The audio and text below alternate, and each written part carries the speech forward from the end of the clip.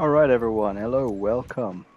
You catch me in the middle of setting up the airplane as we commence our our stream. Today we're on our way from Nice Cote De Azur airport to Copenhagen Kastrup, and we are in the lovely Boeing 737 MAX 8, presented to you by iFly. If you've followed previous streams, you'll know I'm not particularly fond of the 737 family in general, and especially, I mean, I don't have any problems per se with iFly's rendition of it. I just think there are things that you see in the real world that isn't quite depicted here on the Max 8 from iFly. Things that you kind of rely on the real world. I wouldn't say rely, but these little nuances that you notice in the real world, and you kind of want them to be there, you know, on your airplane as well. But obviously that's not the case, and I've been told since then that the guys at iFly are quite nice, and that they're happy to sort things out for you if you show them reference and stuff, which is something I really should take them up on. I call it my way of giving back to the VATSIM community. All right, guys. Once again, we are late, so we're expecting to now depart in 10 minutes. Boarding has just started, so it's very unlikely that we will depart in 10 minutes. Nevertheless, we're gonna try our best. Good. So bear with me. I'll just talk you through while I'm getting everything started. So I've got Navigraph and the Navigraph charts prepared up here on this iPad that's on my side. She's just getting we're just getting it started. We'll turn it down nice and low, and then we'll head out. So today's call sign is November Sierra Zulu 3641, and I'm always confused about which call sign goes for which branch of Norwegian, but this I'm told is November Sierra Zulu Norwegian Air Sweden, and the call sign I think is Red Nose. I think we're going to be corrected by one of the controllers soon, I assure you. We've just now connected onto VATSIM, so that should tank my FPS a little bit more. Let's take a look. Oh my, oh la la. And on, oh la la. Plenty of people. So I've parked myself on one of these stands so I can just get going, get out of here. So everyone's coming in quickly. So let's not disappoint our passengers. We'll get it started with the flow. Up there is the IRS. We're going to align those. You also want to check your oxygen. I can see here it's quite a lot. We'll take a look at the stall horn warning tests. Sorry, the overspeed warning clackers and the stick shakers. Both are compliant and good. Let me just turn up the volume here because I can't hear myself. Good. So that's good. We'll do a security check. La-di-da-di-da, everything's great. Now we'll just move on. So I don't actually have an FO to help me out here, so I'm going to do a lot of these things by myself.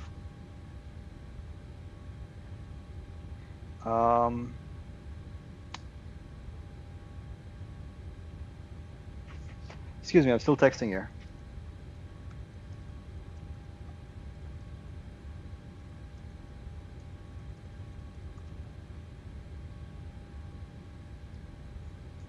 Good, because I'm still kind of doing a little bit of stuff on the side, a little bit of work, but let's get going. So, based on sim brief here, we're carrying quite a lot of people to Copenhagen. I don't know about you guys. Have you guys had a slow sim brief today? I started up preparing for this flight and the stream a little bit earlier, and it was incredibly slow trying to get sim brief on the go. So still waiting on that then. In the meantime, I think we can dive into some of the FMC here. That's up to date all the way until Christmas, so it's the season, guys. One of the interesting things, at least for me, and if you're invested in the streams, I don't think I'll be streaming for the next couple of days. A little bit of work that I have to do, IRL of course. So got a few trips coming up my way, and that's also, what was it called? NSC, November Sierra Zulu. And on top of which I've also got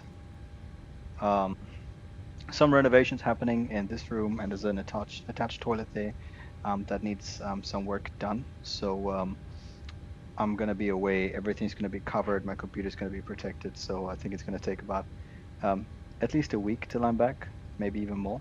166 passengers. I'm not really chuffed about how they're sorted out. They can do it themselves. We've got 2.6 tons of bags. So let's go ahead and put 1,300 in the front. And we'll put 1,400 in the back. We'll say somebody carried something extra. Call it a day. In terms of fuel, we are taking today, how much are we taking? 8.8 tons. Let's go ahead and make it 8.9. This also takes into account holding in Copenhagen for the event. I think I've given myself 30 minutes of hold fuel, just in case. I know this event can get a bit busy. All right, so let's go back to working on the FMC. So what else? What information do I need? I'd like to see the weather in Nice. So I'll tell you right away what the weather is. It's 100 at 15 knots. Visibility is great. Few clouds at 3,300 feet. Broken at 70, 15 degrees, 1016. So I'll go ahead and set that now. This is not exactly the flow, guys. Please don't follow me. It's just how I'm doing my flow today because I'm in a bit of a rush, just to get airborne, make sure we get on time to Copenhagen so we can then join the queue and wait in Copenhagen. So with 110, I think it's going to be a runway 4 departure. I know 4 right is usually the landing runway. So let's say maybe 4 left today, unless there's a no time that I've missed today. Who reads no times, right? Only me and cruise, but scheiße. I keep clicking the wrong thing here, and it always ends up with me. Gosh, only 66 passengers. Oh my God, they're gonna be here before I am, before I'm ready.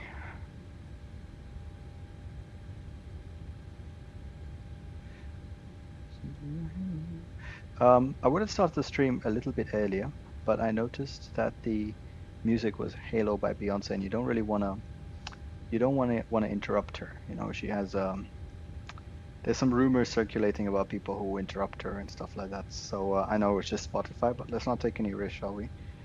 4 left, 22 right is closed from the 27th of October until the 18th of December. So yeah, it's going to be a 4 right departure then. 4 right, and our flight plan today takes us off east towards Italy, and then we're going to go north through Switzerland and Germany into Denmark. So that departure here is the BASSIP 7 Alpha. BASSIP 7 Alpha, it's an RNAV departure. I think that looks reasonable, so we're going to load that. And we'll do the rest now. BASSIP 7 Alpha, Anaki. Sometimes it's good to put in the waypoints and the routing yourself. It keeps you humble with all the because it shows you appreciation for actual people IRL who have to do this without, you know, especially if their companies haven't paid for the route uplink feature. I think a lot of companies do. There are just some that maybe don't. I think maybe an approval thing, or maybe it's just not high on their priority list. You know, I actually don't know how expensive it is. So if any of you watching are part of the flight ops technical team or something like that, I'd love to hear from you. I'd love to know what goes on behind the scenes. My own flight ops guys are a little bit closed up, so you can't really visit them and ask them questions because then they get the impression that you're interrogating them. So we're going to be we have to be a little bit careful with those kind of things. So if any of you are up there, outside, online, want to talk about it, I'm hugely interested. So I'd love to hear your point of view on things like this, on new technologies that are being brought up to aircraft. Things like when you have CPDLC on an aircraft, what's the difference? Like, why would you pick ATN B1 capability versus fans, or do your airplanes have both capabilities? What's the difference between one and the other? My personal experience has been exclusively with the fans, with the ATN B1 capability of CPDLC messaging. And I did do an e-learning for it, but I'll be honest, it's been a long time, so I do not remember all that much. I'm rushing through the flight plan here. If at any point anybody's got any questions, feel free to send a message on the stream. I should be able to see it, and I'll be happy to answer any questions you might have. So the initial climb starts at 360. A little bit archaic here in the 737. If I've been flying the 320 for a while, I need to remind myself to go ahead and put the numbers up there. Otherwise, yeah, it's not going to end up happy, is it? So minus 57, and we can execute that. I don't actually know what the transition altitude is. It is 5,000. That's fantastic. 15 degrees. Yep, we discussed that. And we'll do an NADP procedure today. How about 800 for the engine out acceleration, 800 for thrust reduction, and we'll... Oh my God, everybody's on board, and I am not yet ready. Oh my God, major panic.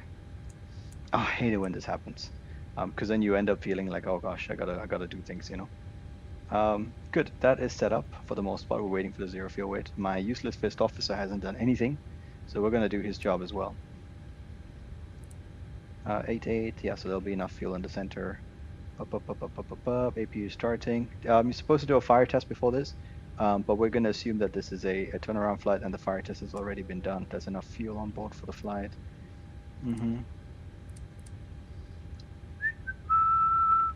So Copenhagen Kastrup, I don't actually know the landing elevation. I'm going to assume it's sea level, so I'll just go ahead and put more 550. Let's see. The highest altitude we're going to get on today's flight from my Simbrief flight plan, it looks like we're going to end up the highest at 380. I'm just going to go ahead and put that there, and we'll see what happens. And I'm going to go review the situation in Copenhagen. Copenhagen is at 17 feet, so we set 50 there. This could be slightly different from your airline. You might set to the closest, in which case you'd set 0. But for where I work, we just round it up to the highest number. Oh, I don't actually want you on. Logo lights, yes. Everyone needs to see we're Norwegian Air Shuttle. From the last time, I don't know if you all remember, if you have been watching the stream, I really don't like how this left and right click thing implemented by iFly. I've tried to change it on the thing, but yeah, I'm not very good at it. Yeah, I think I'm starting to get old, so I don't know how things work. So we're going 043 on the track, 420 and turn right heading 130 and then 067 to Mike. What does that even mean? What does that mean? What do you want me to, how do you want me to fly? Maybe there's a procedural text to it? No. Oh, climb at track 043 to 420, then turn right, heading 130 on 06, and then 067 track to Mike November 1492 Sano. Okay, fine, whatever. We're just going to leave it on LNAV. But 043 is the initial. And that picture looks about right, yeah? So we're essentially also doing the NADP to kind of reduce the thrust, and then we keep the flaps in as we climb up and high. It's over the water anyway, so I don't think NADP really plays much into it today, but let's be good neighbors.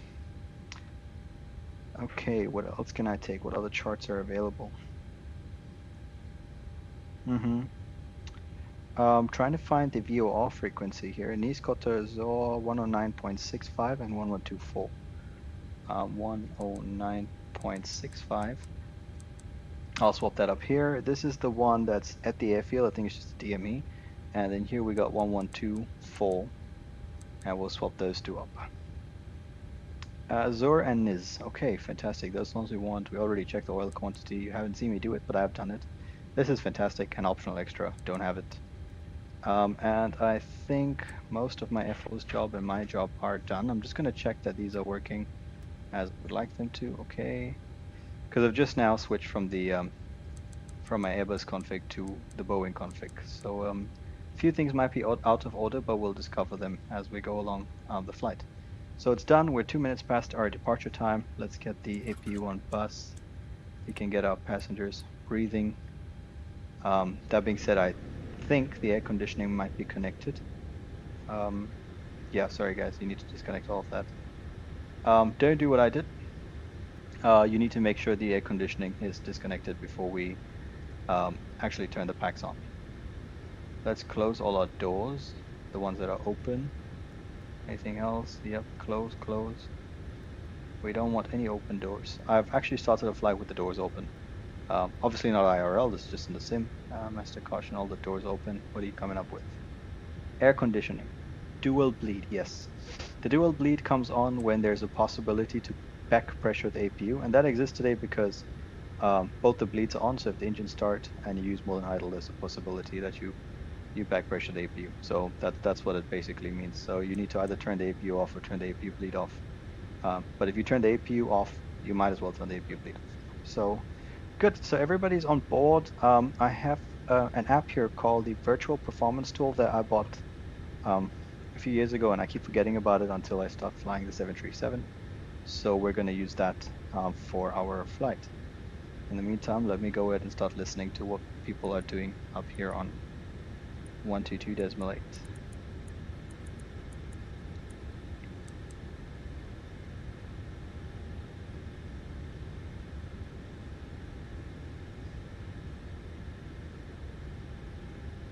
Okay, so VPT I'm using for... There's nothing going on in here.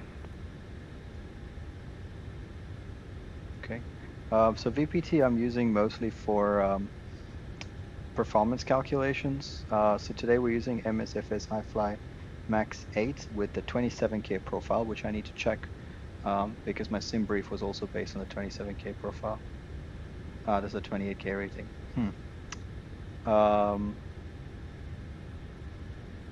Okay. A little bit of a risk. Let's play the risk game. Let's see if I can't change the engine to a 27K without ruining everything. Let's set that. Done. All right, 27K, and I haven't lost my performance. Fantastic. VPT, so we are Lima Foxtrot Mike November. Departing runway 04 right, 04 left, close by NOTAM. So the performance tool actually tells me that it's close by NOTAM.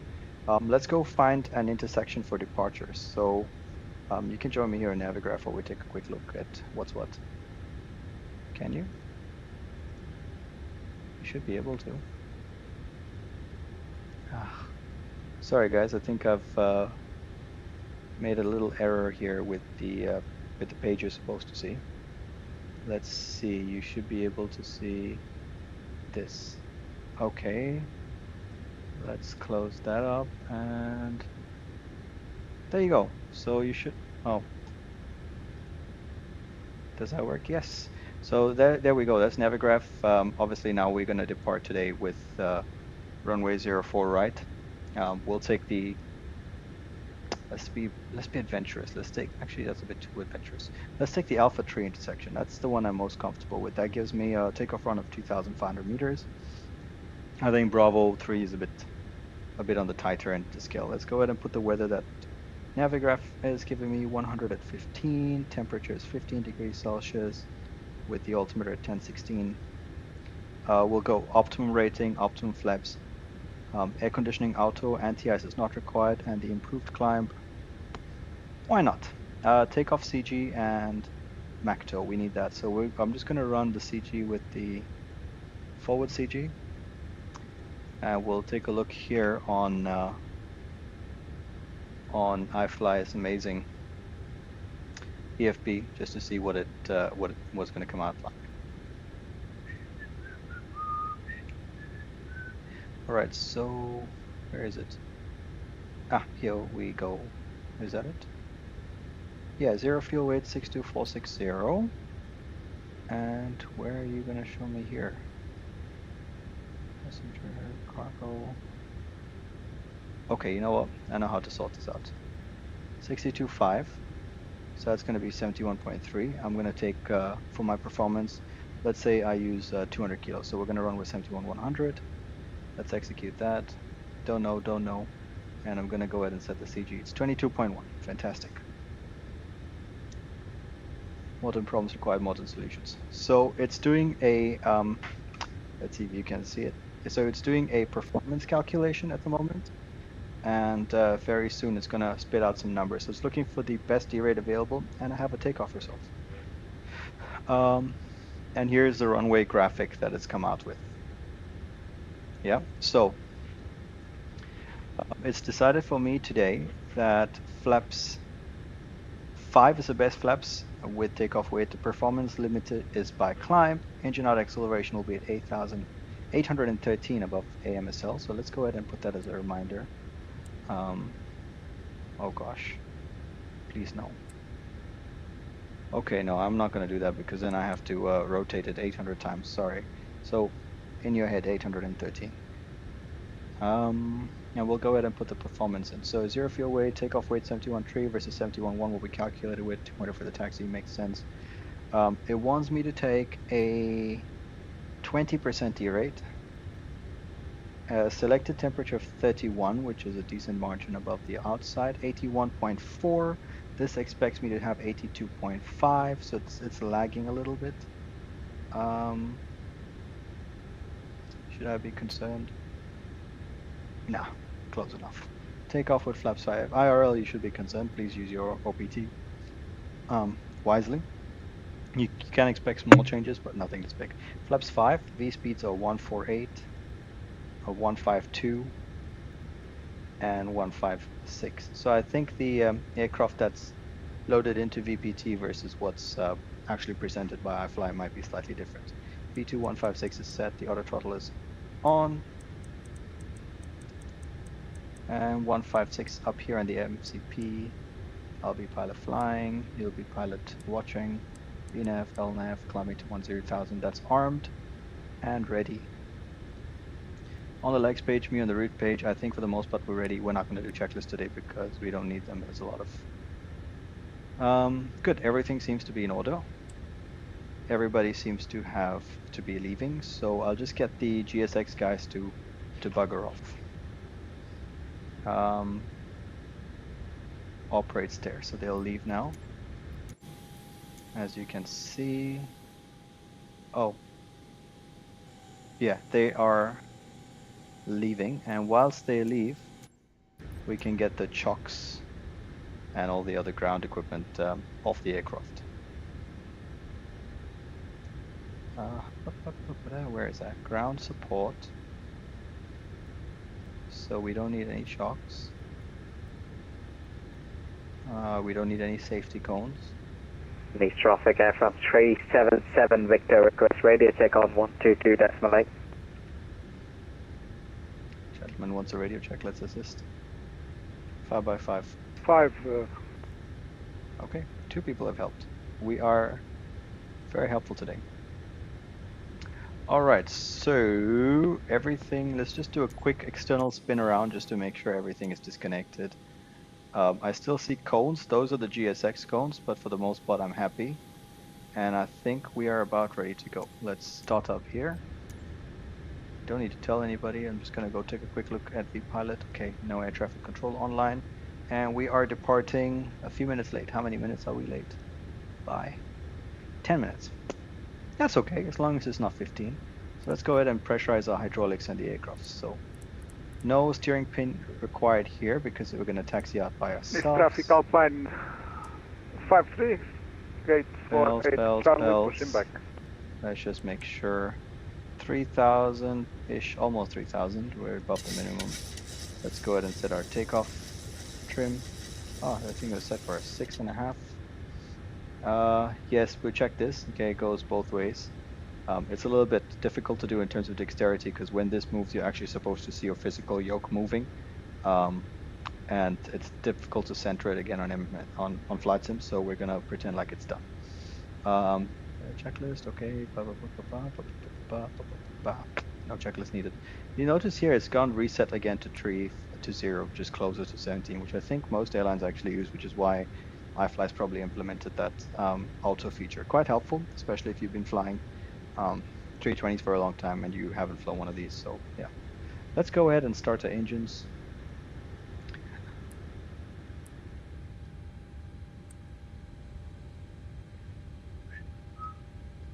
Actually need you anymore. It's all set.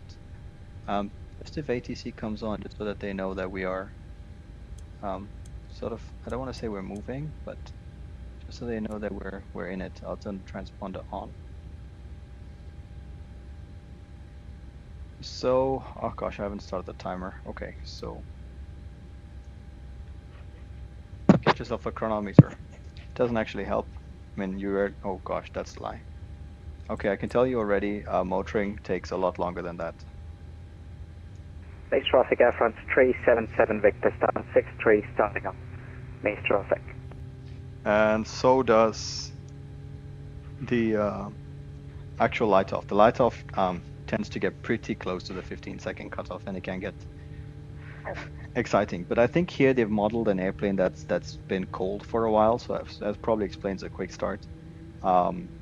I usually don't get airplanes that have been sitting down on the ground for all that long. Most I get is maybe 2 hours, but that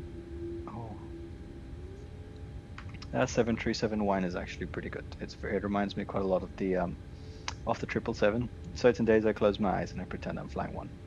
So 246-ish, 247, okay, close enough. Everything else looks healthy, so we're gonna call it a good start on engine number 2, and we're gonna do something called the isolated pack operation. Essentially, we're now splitting the right and left side of the. Let me see if I can actually show you a little bit better. What is this instrument? Holy shit. Sorry guys, I don't have any quick view set up, so I'm going to take you over to the co-pilot side and he's going to show you what's up. So essentially what we've done is we've split the right and left side of the air conditioning panel. So the left side where it still has APU is now ready to start engine number 1. The right side has been closed and we've turned the pack on so a flow of air comes from the right engine to the right pack. So that way you as a passenger are not sitting there claustrophobic, unable to breathe for too long, especially because the max engines take so long to start. Let's go ahead and start engine number 1. So you see, even though that pack is on with the bleed on the other side, because you've isolated the two parts of the system, it doesn't necessarily start all that quick. Let's go ahead and start the timer. It doesn't necessarily affect the start, and the advantage is that you get the airflow going in the cabin. Good for everybody else involved.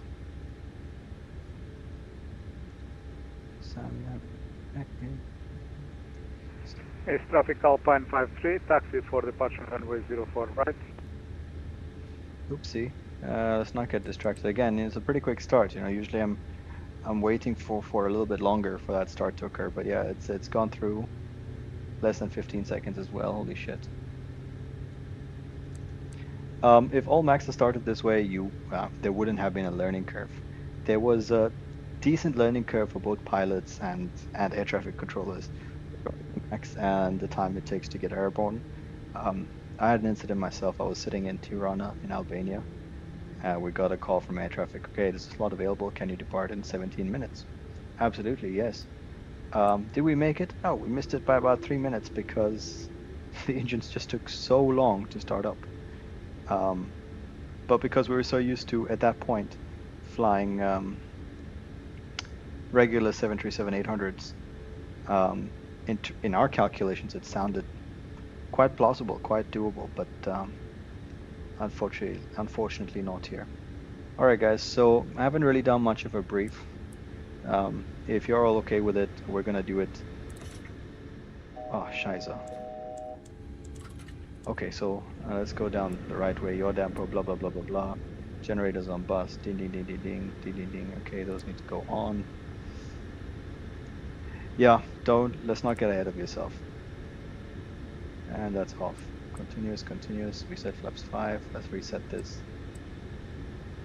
And flaps 1. Neat traffic Air France 377, Victor taxiing by uniform and Alpha, holding Master caution flight control. Neat traffic. The yaw damper has gone off again. Does she stick this time? Yes, she does. All the IRSs are well. Flaps are coming up to 5 green light. Let's do a flight control check. All the way left. All the way right. There we go. Forward, aft, lift, and right on the rudders.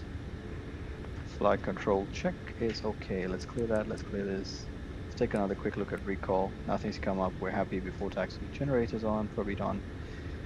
Anti-ice is off. Isolation valve auto and start switch is continuous. Recall checked. Auto brake RTO and just start leave us idly 10. Flight controls checked. And the ground equipment is clear. Before taxi checklist complete. Pretty sure I heard an Air France. Ah, there he is. And we will. So our plan to taxi is we'll taxi behind this gentleman here. Let me just show you very quickly on sim brief before we get ahead of ourselves. So we're here. We're going to taxi on uniform. I think for our departure we're going to go Alpha 1, crossover, and wait at Alpha 3 for the departure. And then we're going to do the BASIP. I'm going to do a hand flying 1, 2, and then we'll turn it on max 210, which I think will be above our clean speed anyway, so we'll be clean there. And we'll carry on initial transition altitude 5,000, no flight of the coastline below 6. GNS is required, and RNAV 1 we don't have any spoofing, none of that. Jets are up to flight level 100, which is set. So I think folks we are now prepared for our departure and taxi, so let me just announce. News traffic, red nose was it? Gosh, I forgot the call sign. Need to write that down somewhere before this gets too bad. Wait, the red nose 3462. This is a real world call sign. I don't know how you guys actually fly using this. Yeah, I definitely need to write it down. Okay, red nose 3641. News traffic, red nose 3641, taxiing to runway 04 left. Needs. Okay, brakes released. I said 04 left because we're gonna hold short of it. I trust myself. I know that I've read all the NOTAMs. That might not be the case for everybody else flying with us today. Does this work? Okay.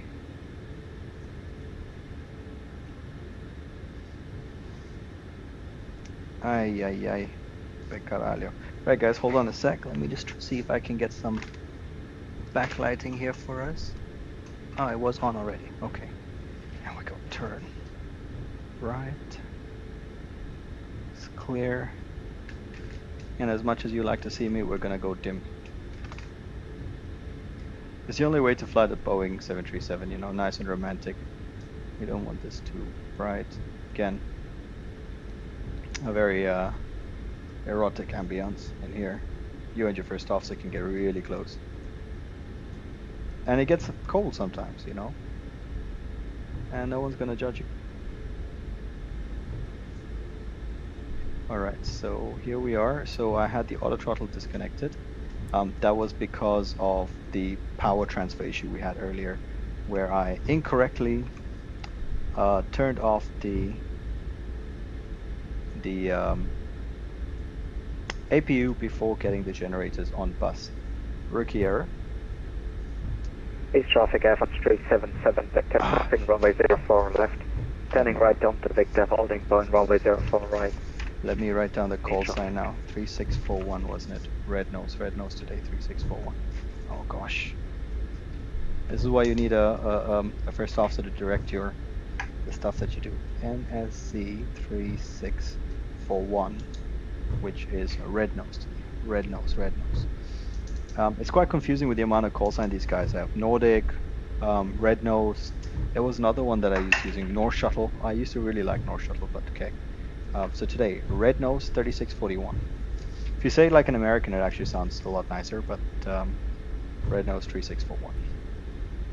So we're here on uniform, and we're gonna go all the way until we hit the dead end, turn left on Alpha 1. I don't remember what time we started. The last I remember was 40. We talked about it being 40. So I think we departed about 10 minutes late. We did everything 10 minutes late. Safe to say we started texting about 5, maybe 3 minutes ago. I think 5 minutes ago. So 16:45. So it's a 15-minute delay. It's not that bad. I'm sure our passengers can live with it.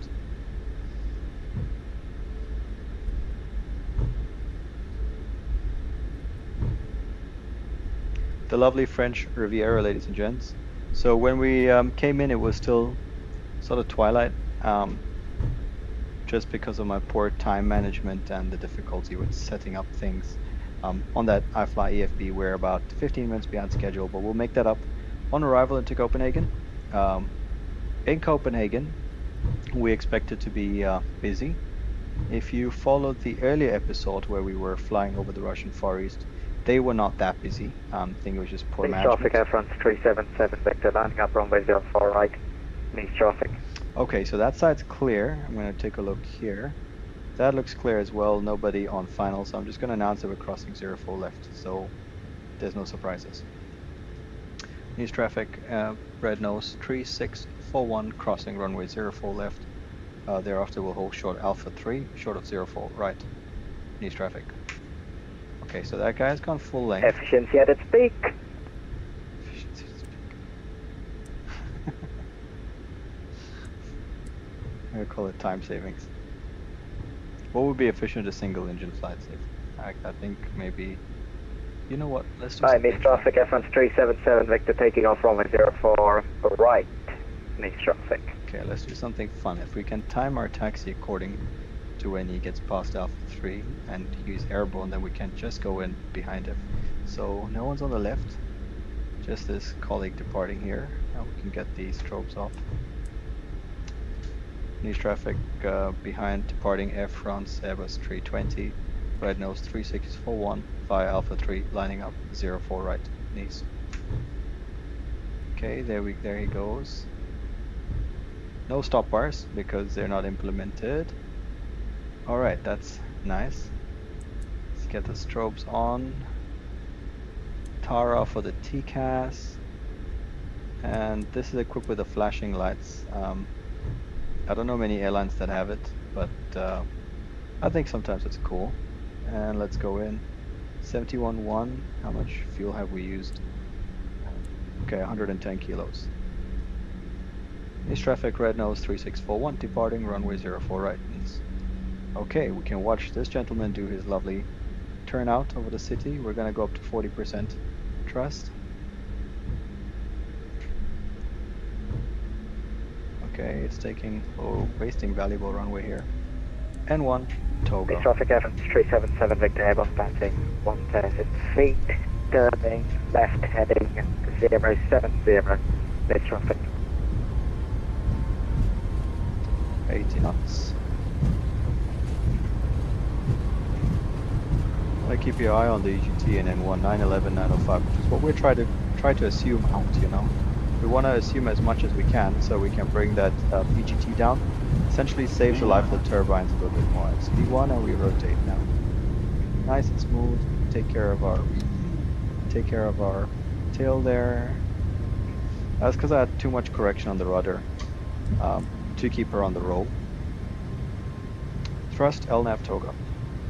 LNAV engages at 50 feet. VNAV speed at 400, which is these are the modes that we intend to see. I think we'll see ARM next as we go through 800. Oh, sorry, N1. So it brings you back to climb thrust, and then she goes to ARM. Waits to reactivate at 3,000 feet.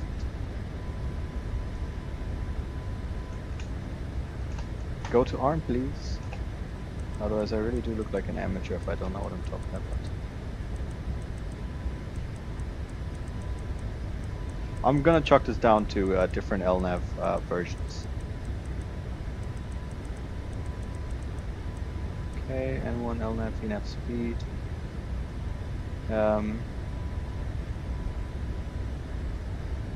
Is that quite right? It's correct. She's got the right N1, and she's holding it, which is sufficient. Ah, maybe I'm wrong. Maybe I've misunderstood it. Yeah, so it's N1, and she's holding the climb N1, which we've reduced to at 800 feet for an ADP. And then paddling 3,000 feet, which is now, that speed bug will jump to up speed, and she'll start cleaning up. There we go. Actually 210 knots, which was the speed restriction for our first turn. So it's slightly below the clean speed. So we're gonna go ahead and yeah, I'm not entirely sure what the flight director wants me to do. I'm not gonna turn right. I think because I'm undershooting a little bit, she's of the impression that I don't know how to fly. Anyway, we'll go ahead and take flaps 1.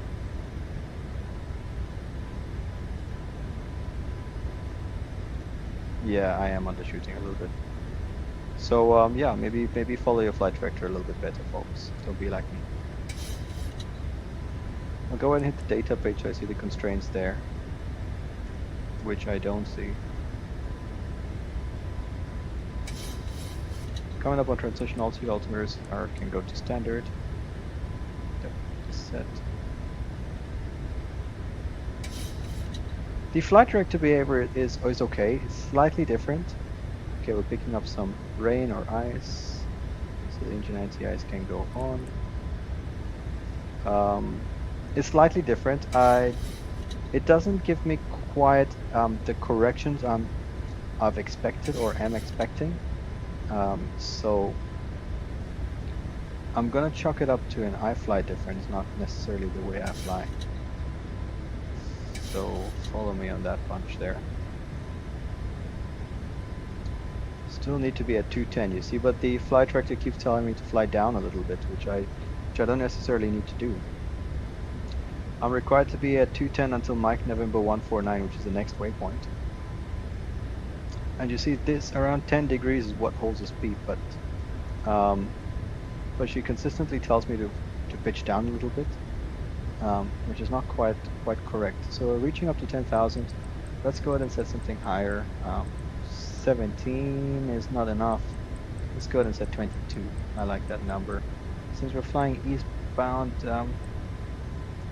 23, but these countries here use a north-south split, and technically I'm flying north, so it's a westbound label, so 240. That's something you should be familiar with if you're flying in this part of the world. Italy, Spain, Portugal, France, they don't split their RVSM levels based on east-west semicircular rules. They're more north-south aligned. You can find this information in the Lido route manual, Alternatively, the next time there's a controller up here, you can ask them. Flaps can go up.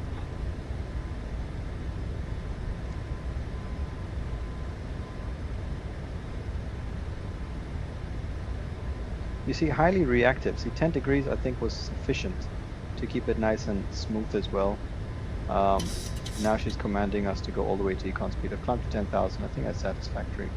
Autopilots engage, command alpha, accelerating to 285. We haven't done any of the after takeoff yet because we're just taking the flaps up. So the bleeds are on, packs are auto, the aircraft is pressurizing nicely. You can see that the differential pressure is rising and the cabin altitude is just about 1,000 something feet climbing. You can see the cabin is climbing here based on the way the needle's pointing as well. Very, very old. That's the best we have to work with. You can go ahead and turn these lights off. We don't need the landing lights. We don't need the turn off lights. Engine anti-ice, not really required anymore. There was a time we used to say, we can use anti-ice, it's for free anyway. But we can't say that anymore because of the latest, one of the latest Boeing politics. If you leave the anti-ice on in non-icing conditions, there's a chance that the cowl can blow open. So thanks very much, Boeing. Another wonderful piece of engineering. Alright, so the after takeoff flow is almost done. There we go. And the checklist can be completed. So if you can see it here, let's turn the map light on.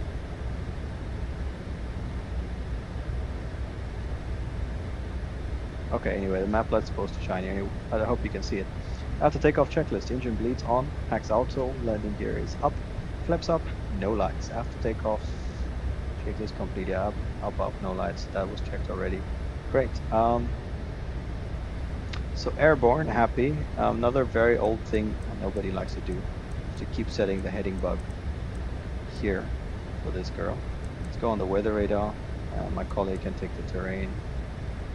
Just because the terrain is quite annoying. You can turn it down, my friend. We'll turn down the brightness of that. There we go. And maybe increase the range as well so it's a little bit more useful. There we go. And there we are. I believe those lights are, that's probably the Air France that departed ahead of us. Very shortly we're positioned Tivno, and if I'm not mistaken, Tivno is the FIR boundary. Oh, I'm sorry, we've already crossed the FIR boundary. So ladies and gents, we have left France. There's no ATC strike here. We are now in Italy, where call signs are just a recommendation, not a requirement.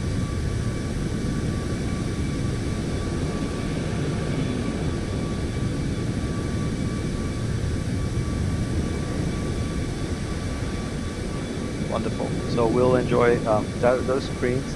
I do think I end up a little bit dark on my when I turn off the. Okay, so we're gonna get some lights on here. There you go, much better. Maybe a bit bright. Yeah, I think we can live with this going on. So there we go. We are now flying over. We'll let the iPad work at this on the spotlight. I need one of those influencer lights. Alright, so over Italy, beautiful Mediterranean coast. It's not really the south of Italy yet, though. It's south of France, but northeastern, not western Italy. Okay, let's see what comes up for us next. I'm now switching from the low altitude shots to the high altitude shots. We have a lot of direct waypoints on our route because they Italy implements the free route airspace structure, so you can plan between any points. There are some specific rules within each country's ARP. So I'm strongly considering giving myself a direct to Abisi, because I think that's what the Italian controllers would do. Given a choice, I think that's what they would do. I'm just waiting till we're past Bassett, because right here is also a little bit of, just around here, around Limbs, there's a little bit of French airspace, so I don't want to transgress that. So we're going to go past Bassett now, and we're going to give ourselves a direct to Well, let's not be greedy. Let's go to Kemi. I think the air traffic controller would have liked me to have it if he's online. So there we go, direct to Kemi, and let's execute it. Now we can now continue a climb. Let's go.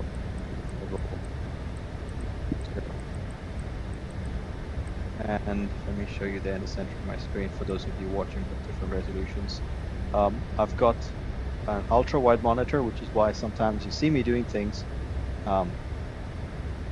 that might not end up on your stream correctly. I do apologize. I think I need to work a little bit on the resolution of things, so I'm going to work a little bit more on zooming appropriately so you guys can see what I'm up to. Passing now flight level 223. You see that overshot a little bit. I mean, can't really blame it. It does happen. Not a little bit I don't like is this track line doesn't actually extend past the circle here for the arc. So this is quite annoying to see sometimes, you know, especially if you've got a strong crosswind and the arc is, well, the arc should be pointing ahead all the time, but you know, it's just, yeah, it's not nice to see it extend. That doesn't actually happen in the real airplane. It's just minor stuff like that, really. It's super minor, but it's, at the same time, they kind of irk you a little bit because you know what's going on. And things with the flight director, I genuinely think I've gotten to a point where I can anticipate what the flight director wants before it actually wants it, which is why I kind of smoothen out the curves a little bit, all that kind of stuff. And this didn't quite react the way I expected. But happens also sometimes, you know what I mean?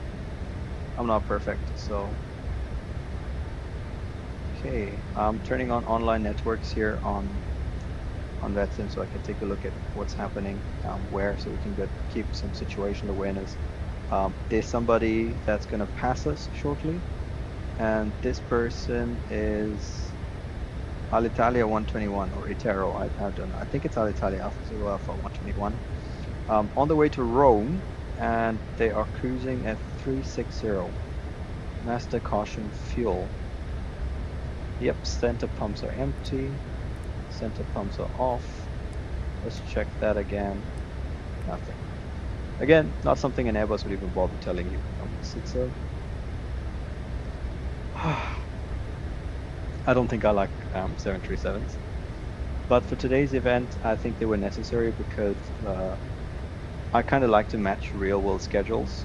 This flight obviously departed quite a few hours earlier than we did, but it gives me some sort of peace of mind knowing that this is in fact a real flight. We're going to pretend that it was delayed because of check-in troubles, let's call it. So that green dot there, I think, is the Alitalia we were talking about. Alitalia 1. And they're cruising at 360, and they should pop up. Well, they won't pop up. They're about 10,000 feet below them. That little red light there, that's the left wingtip of someone. So he's flying essentially from our windshield's perspective, right to left. So he's flying northbound. And that is the, who's that? Oh, that's the Air France 377 Victor A320neo. Speaking of 320neos, I hope everyone's excited for Phoenix Sims Airbus A320neo coming up shortly. I don't know how shortly, but hopefully sooner than we expect. Is what I'm looking for. I think they said it's not going to come out in 2025. Fair. I mean, we have a decent amount of airplanes that we can still fly around, so I don't think we're as stopped for aircraft as we were when flights in 2024 and 2020 came out. Nevertheless, it's good to see. Hey?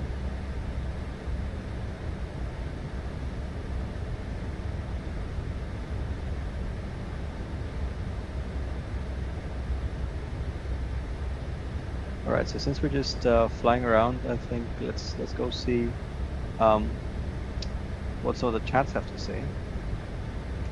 Let's head on out to some of the platforms you can watch me on. A little bit too late. We have a racist on the chat. Croissant. Croissant. Quite delicious. If you're looking for the best croissants in the world, I think I'm gonna give it to a cafe in Budapest. I haven't been to France, so I wouldn't know what that's like. But Budapest has got some mad croissants, pretty good.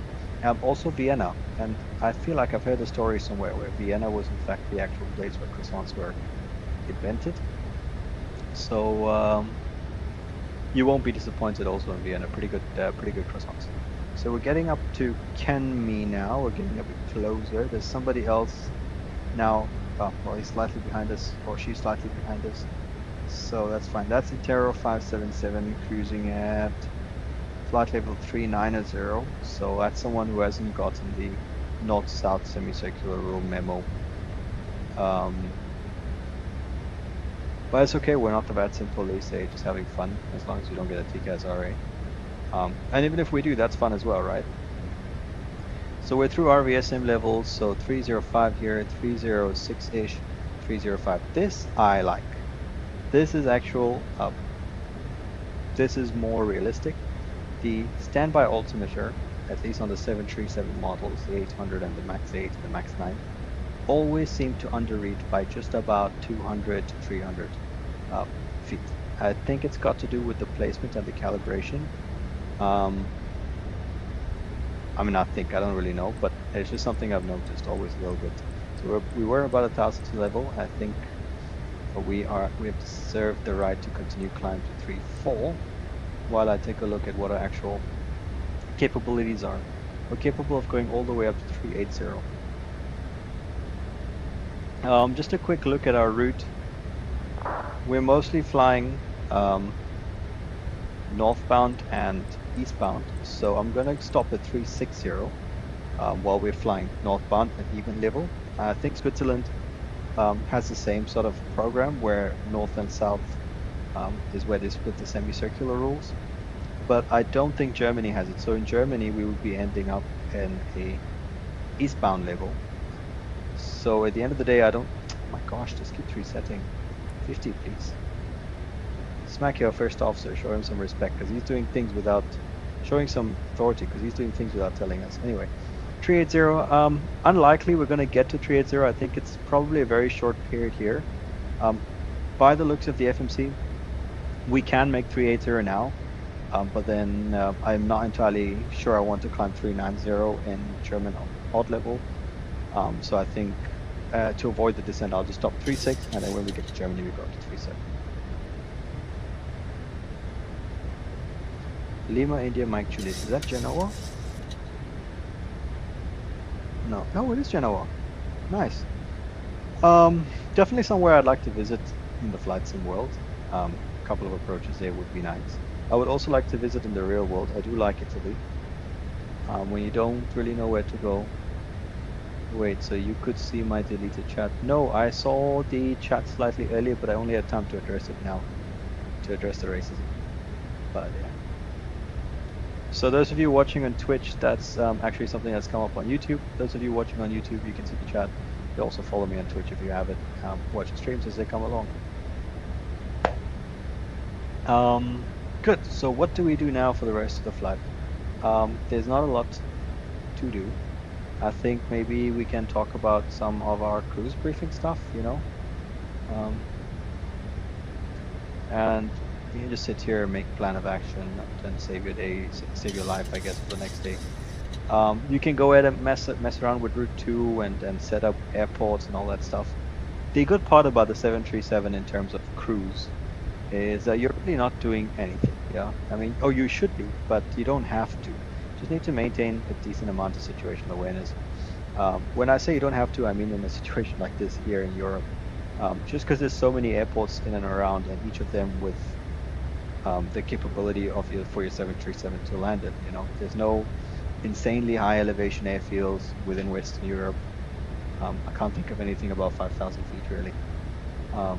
And if it is above 5,000 feet, there's a decent chance that it couldn't take a 737 anyway for runway length. A lot of the airports have at least 2,000 meters, 2,200 landing distance available. So flaps 40, put the baby down, easy. You'd have to worry a little bit during winter ops. Maybe there's some contamination. Maybe there's parts of the runway that's not quite, excuse me, that's 2,000 level. Maybe there's parts of the runway that's not quite clear, or maybe there's low vis. think 2 or 3 days ago, there was in fact low procedures in Bucharest. Caught a few people unaware, which was fun to see. But yeah, so we can take a look. I mean, let's see. What are some airports we like? You know what? Once we get to cruise level, we'll run sort of quick cruise brief. We'll come up with a plan. You know, if things go wrong, things go bad, and I'd also like to see what controllers are available. Let's see. Further on.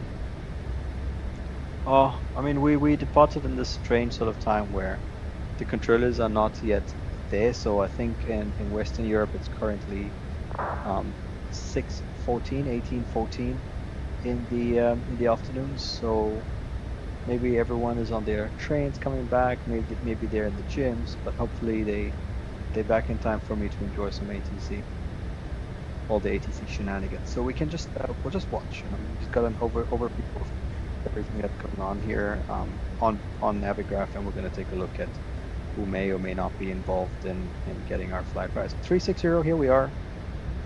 Took us about 21 minutes to get here, and we used 1.6 tons of fuel. So we had just 8.8. Yeah, which is what we departed with, about 8.9. Good, so that's good. I'm just going to take a quick look because we were here in a rush. That the most important things are in place. Bleeds, packs, fantastic. We are well pressurized. Oops. Belts can go on. They've been sitting down patiently for about 30 minutes. Fuel pumps were on the mains only. All the lights are correctly set. So it's important not only to make sure that things are on. You got to make sure things that are off as well. That's off. Speed brakes are down. Flaps are definitely up. Gear is definitely up as well. We did the have to take off checklist.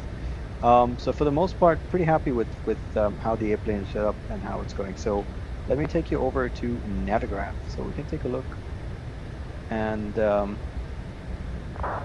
we can then see what the situation is, right? So hold on a second.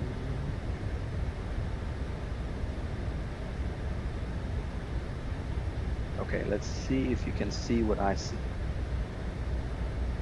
All right, wonderful. So you do see what I see. Okay, folks. So here is our departure. We don't need that. Okay. This is where we're flying. At the moment, we're flying over. Let me just give you the world map. I think it's a good thing. We're flying over northwestern Italy. Just a quick look. We can see here the terrain can be a threat. It's decently high terrain, and yeah, I think this is what we need to concentrate on for today's plan of action, so to speak. Let's go to the high altitude charts. We're flying direct routes, so we'll verify our routing according to the grid Mora. Already here we can see the highest MSA, so the highest obstacle is 14.9. This number gives you a 2,000 foot buffer, so the highest obstacle is actually 12.9. Here's 10.5, 15.7, and obviously we want that buffer. So that's lowest we go to 15.7, for example, 11.1, 13.8. But it's just a short period of time. I think what we can do is, before Abisi, we'll come back to Italy.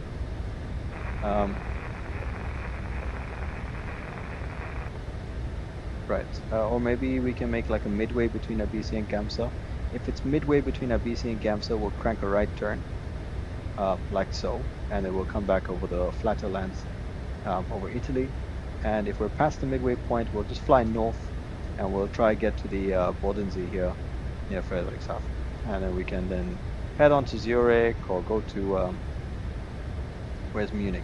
Go to that's Munich. Okay, here is Munich. So we can go to multiple airports. I mean, it's not much of a concern.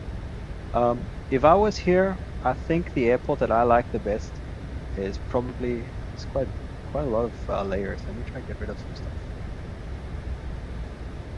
Yeah, I don't care about that. This is what makes it busy. For now, let's just concentrate on just terrain and airports, right? So I think the biggest airport in and around this area is going to be Malpensa, Milan Malpensa. So I think I'm just going to come back and aim to go towards Milan. So on that front, let's go see what's happening in Milan. let's see if it's something we can go. So Milan, let's take a look at Zurich, which is further down. Munich, Frankfurt, Hamburg, and I think we already have no terms for Hamburg. It's our alternate today. That's something we can talk about. Why is Hamburg our alternate? So we're going today to Copenhagen. I think in terms of saving fuel and keeping your weight low, the closest airport for us would actually be Malmö. The easiest to get to and the easiest in terms of where you need to take little fuel. Let's say you can take less fuel to be legal for the flight to go to Malmö. However, today we have opted to take Hamburg as our alternate. Reason being is Hamburg will give me, let's see if we can take a look at the flight plan here. Then I have to come back and get the note times. All right, so Hamburg essentially is a little bit further away from Copenhagen. It's 43 minutes of flight, so that's about 43 minutes of fuel, you see. So if they put me in a hold in Copenhagen, I've got 10 minutes of ATC fuel already. And then I need to commit to an airport, legally speaking. But then I can go ahead and take a look at the weather here in Malmö. And the other airport that I know I could go to is probably Billund. So these two airports I will then assess, because if Hamburg's out the question, I'll take a look at Billund, which is a bit closer than Copenhagen. And then I'll take a look at Malmö before diverting, and then essentially my ring of alternates comes down further. But I've just given myself enough headroom to hold, in this case, for 30 minutes of ATC fuel, plus about 43 minutes to hold to go. So just over 70 minutes of fuel, 76 minutes of fuel, before I need to bugger off, or before I need to declare minimum fuel to go to Copenhagen. Just don't want to be in that situation, especially during an event. It's not, I mean, if you're a controller and if it is fun for you, that's great. But it might not be fun for everybody. You know, I don't want to get into other people's. I don't want to get involved with other people, and then it's not as fun for them, let's say. Buenas. Yeah. So we'll talk about that strategy. I'm almost pretty sure we'll go into a hold. This event does get quite busy, so we can talk about it while we are in the hold. Things like minimum fuel and mayday fuel, and when you draw the line and when you make the decision. Maybe some techniques at how to look at it. Good. So the airports I've picked, we're flying over one right now, Malpensa. Let's just take a quick look before, so we can see a little view of Malpensa before it leaves us. Where are you?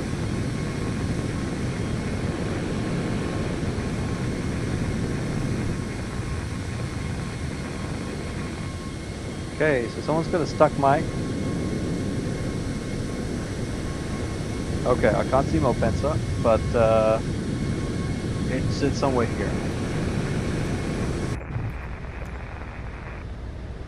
Okay, someone's still got the stuck mic. Tell you what, first officer, I'll take terrain now, because it's more important for me to know what I'm doing. And you can take weather, because there's none. And let's just turn down the contrast. Just want to know where the terrain is. I don't need to know exactly the full details. So about this midway point, you can actually use a terrain or radar to figure out where the midway point is. Somewhere around here. Just carry on to Zurich or fly north to safety. And before that, we'll just fly south to safety.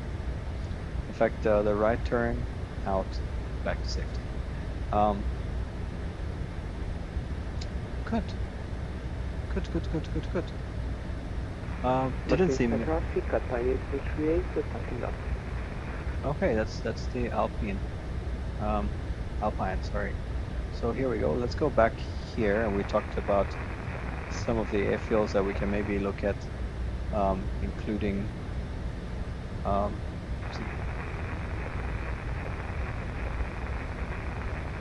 Including Malpensa and all those ones that we took. So Malpensa, Mike Charlie, Zurich, Munich, Frankfurt. Is there anything else along those? Düsseldorf as well. I think Düsseldorf might be having an event later on as well. So we're trying to avoid going into another event airport with minimum fuel is put most stress on everybody, you know. So let's take a look. Malpensa is currently, as of 16:50 today, the 1st of December. Happy December, everyone. It's 2,000 meters in light rain, mist, overcast at 306 and 5. Doable. Yeah, why not? We can go take a look at Navigraph and see what it says. So, night restrictions, noise abatements are in place, obstacles, a couple of stands, Cat 2 or 3 guard lights unserviceable. ILS 35 right is on test, do not use. So, well, straight away we know ILS 35 right's gone. Will that be the runway in use with 2103? Potentially. We don't know. What else? What else? What else? You know what, guys? I think you will want to see a little bit more of the plane and less of this, right? So let me just maybe put this around there. If you actually want to follow through my notability, otherwise you can help monitor the plane for me. Send a text if the plane is crashing. These maxes have a nose down tendency. So 35 right is close to the work in progress, and that's all the way until 2nd of December at 15:30. And 35 left.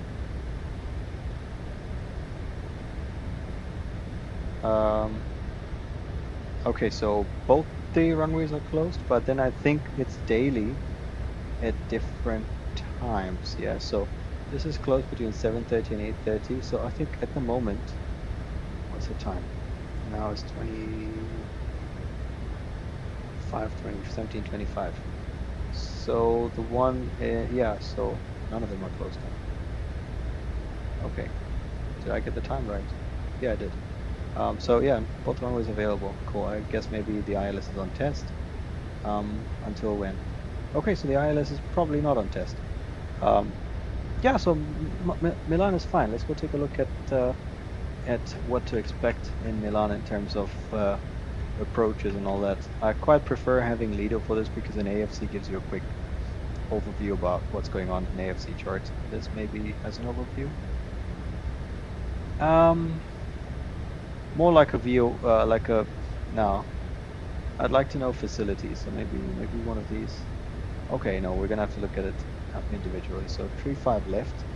Usually, I've only ever been to Malpensa maybe twice. I think it was 35 right in use at the time I went, and there was that terminal in between them. So 35 right requires 550 RVR when a flight director or autopilot or a hub decision also is not used. Sorry, that's full. We have all flight categories available. So it's RVR 550, and essentially that brings us to about 200 feet above the airfield. And we discussed the weather there, and it was overcast at 300 feet above the airfield. So we'll be able to make it in on a Cat 1. Does it have a Cat 2? Yes, it does, and it's serviceable up to a Cat 3, so easy to go. We'll do an out-to-land unless we lose an engine, in which case we have to use HGS, which we're not equipped with. So yeah, we got to keep an eye on some of these European airports as we go along. Good. What's next? Zurich. Zurich's latest weather was 102. Great visibility, few clouds at 2,205 and 2. Honestly, love it. Later on, it becomes potentially fog, freezing fog, and patches of fog, and all kinds of fog. Ice shedding. Oh wow. Upon arrival, by tower or apron control only, pilots requested to report necessity for ice shedding to apron prior to a new startup or immediately when need arises thereafter. Ice shedding at designated position on taxiway, aircraft higher than. This is an interesting thing. I think the next time we do, we did a little bit of the ice shedding procedure on our last flight from in Russia. You can go ahead and watch that. I haven't put any timestamps up, but it's quite easy to just scroll through, and you can find. It was when we were just about departing, just before our takeoff roll. We did a little bit of ice shedding. We talked about the need to and why. I'm starting to wonder if my sim is lagging or not. And then we talked about. Sorry. And then what else do we have? Yes. Okay. Thank you. Localizer approach runway 3. Okay, don't care. Localizer 34. But not the ILS, right? Okay, just the localizer approach is suspended. Looks fantastic. I'm kind of familiar with Zurich, so I know what's to be expected. All of this is fantastic. I like the look of Zurich, so we can go to Zurich. Munich, variable at 2999 over cost of 1700. We did an event in Munich a couple of days ago. Fantastic airfield. There's an 80s available as well. So we prop temporary clouds overcast at 1400. Again, Cat 1 weather. 2 runways. I'm just gonna run through this quickly. Yeah, this was something with the coverage of the ILS. All good, everything A-OK. So we'll take a look at Frankfurt. Weather's great, Cavalcade 1 and minus nada. So close to the dew point, but you know, it's okay, it's like 50% or whatever. I genuinely think my sim is getting frozen. Okay, so Lima, taxiway closure, taxiway closure, taxiway closure, taxiway closure. New aircraft stand, relocation. LNAV minima, don't care. LNAV minima, don't care. Aircraft will be de-iced. The deactivated brown. Okay. This is actually kind of procedure. You need to turn off your Wi-Fi if you're getting de-iced. I haven't quite understood why. It's something I should probably look at my next flight. Okay, a couple of ILS approaches changed because the TACAN is not charted by the AIP anymore, but it's still operational. Guys, come on! I'm sorry. I'm just gonna take a look here back at the aircraft because I've seen the turbulence is slightly off. Like it's not doing proper turbulence. It's kind of getting stuck left and right. Okay, so we're happy past Munich. We'll take a look once we pass the Alps spot what's going on the rest of it, and we're about halfway through and we can enjoy a little bit of the views. So the lighting is slightly subdued here. That's because we're using the sim update for beta, and it's quite nice. Yeah, I mean the lighting is more realistic. When you fly directly over an airport like we did over Malpensa, the entire airport is not lit up because the lights are not omnidirectional. You know, they have a specific direction of the light. Sorry, direction of. They're directional, the lights. Yeah, you don't see them from everywhere. So, is this Garmisch popping there? No, it's not. I'm on the lookout for Garmisch, ladies and gentlemen. If you know how to ski, nice place to go skiing. I don't know how to ski, but so it's a nice place to have much of it. So Garmisch and Munich, somewhere over there. Zurich, up there. So I think worst case scenario, depressurization. With my, well, I just know that for me when, well, I guess knowledge at this point, from this level all the way down to 10,000 feet, I can do it in about 60 miles. With a headwind, maybe even less, so just past the edge of the Alps. So near Friedrichshafen. In fact, I think if we point the ND towards Echo Delta November Yankee VOR, we'll be able to head straight into Friedrichshafen. Let's take a look. I like these. I like this Lido route manual instead, just to take a look, because Lido tells you a little bit more about rules and regulations that each country has, which is not a part of the situation or part of the package that Navigraph provides. The let's say access to the AIP is not provided. So airspace cruising table in Germany. Oh, sorry, let me show you all that. Just so I'm not lying to you and you have actual proof, you can also go to the VATSIM pages of all of these VATSIM members, and you can see what I'm talking about essentially. So this is it. It shows you the cruising levels, RVSM cruising levels in Germany, and you can see that it's split east and west. So we are just about to enter now Germany. So let's go ahead to an odd level, got another 30-ish miles. So let's enter Germany on an odd level. So 370 is the odd level we'll fly at. This gentleman here is 2,000 feet above. This person is climbing, that's 1,000 feet above. Okay, you know what, but I just make sure. Okay, so according to Navigraph, he's flying already eastbound, so will not be effective for me. So 370, see 370, and let's climb. N1 VNAV speed is 1000 level, and I believe that's going to be my final altitude today. So 370 is set for flight altitude as well.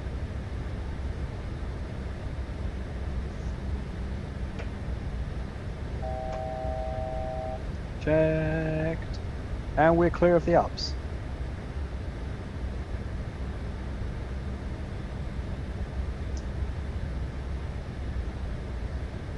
So much for massive geographical obstacles, right? I mean, a short, I guess it was maybe 10, maybe 15 minutes that we were away on Simbrick Navigraph.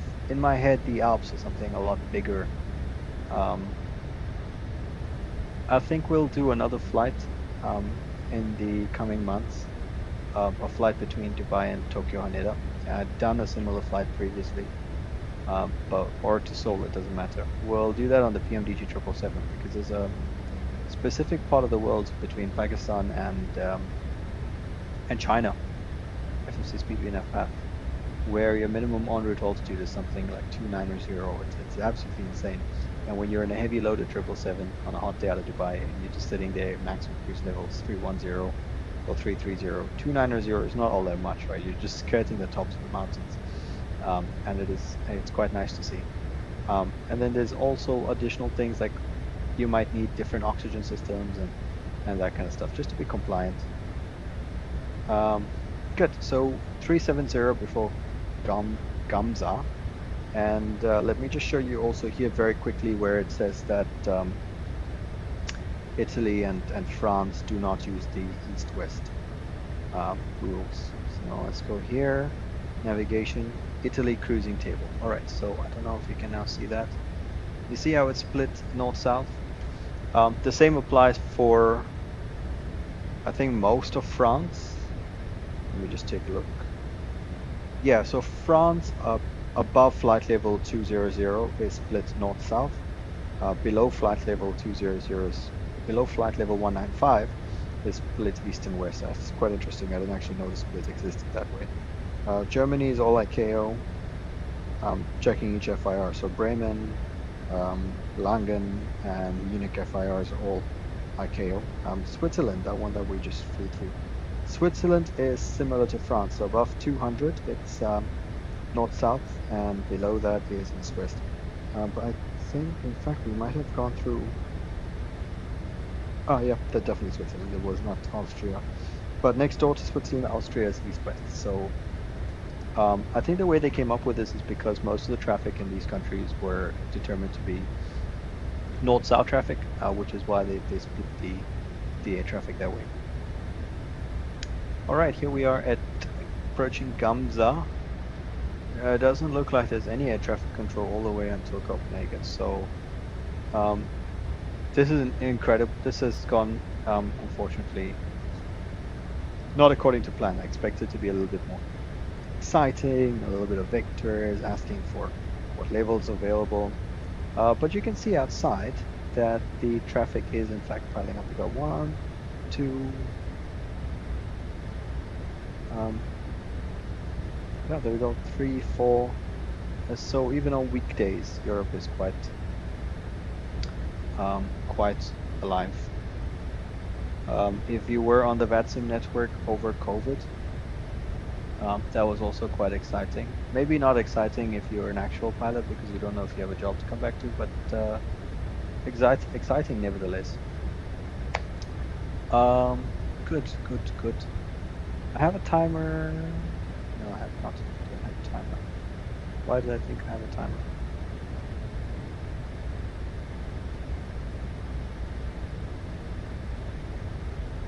Okay, so this, like this 30-degree, almost 30-degree bank angle for a short, I don't know, maybe a 10-degree turn is a little bit excessive. Now I think we should all agree, and the real plane doesn't do that. It's a little bit more calculated. I can't believe I'm actually telling you that the 737 does something good for once. Pass the terrain, so I'm not interested in the terrain rate anymore. I'll give that back to my colleague. Enjoy, colleague. My Mitarbeiter. Also not realistic, these big sort of circles. It's quite strange. I've not seen that before. And there's someone here climbing. Okay, not through our level, or is past our level already. He or she is past our level.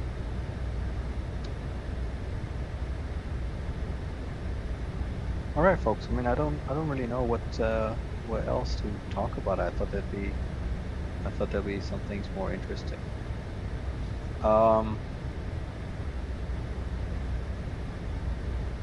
Maybe we could do some failures. I mean, I'm kind of reluctant to do failures today. It's not so good because you kind of know what's coming, and then if you do a failure, it seems almost fake, right? Like you know it was coming anyway. So, if there is in fact something you'd like to see, a specific failure, maybe depending on how much it's going to affect the progress of the flight, we could take a look at it. I'd wanted to do something like a depressurization or an engine failure. I think a depressurization takes us well out of the takes us very far out of the scope. Let's say get all the way down to 10,000 feet, and then okay, everything's sorted out, and then come back and climb. Unrealistic, because then part of the depressurization is also turning on the passenger oxygen lights. So if that comes down, most likely it's going to stay down. So and then every time you hit recall, you're going to get master caution overhead. So it's not incredible. An engine failure, yes, doable, but it's got to be an engine failure that we can reset. So I can't do something like severe damage or separation, or because those are actually the more interesting ones, yeah, because you know, or you assess the situation and you realize, oh well, we can't restart this engine, something like that.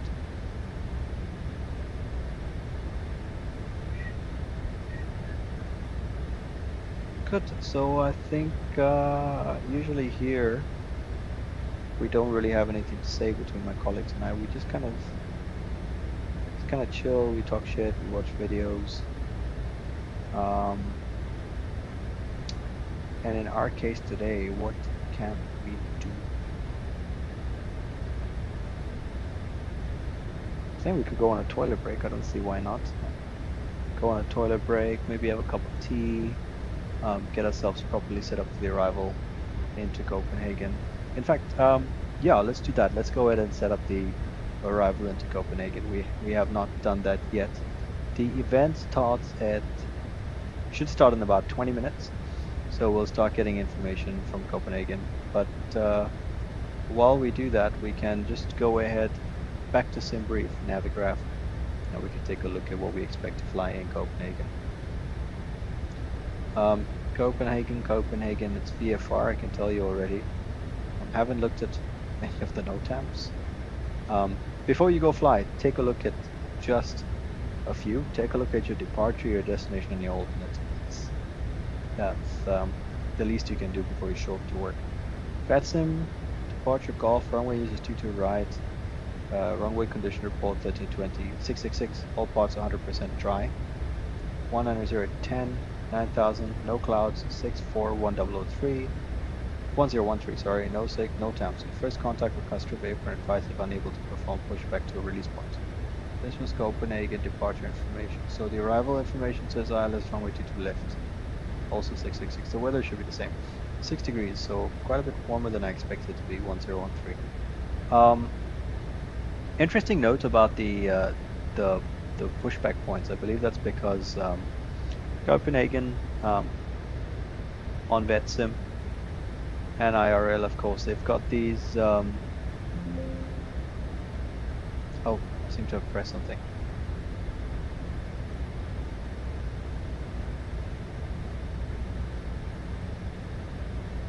Yeah, Copenhagen, or at least in real life, they've got these release points, and I think VATSIM's trying to implement it.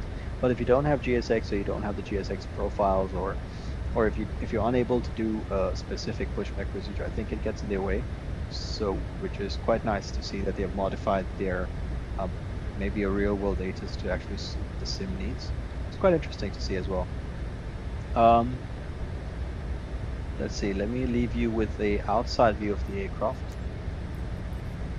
See that? I hope you don't see those ugly, yeah,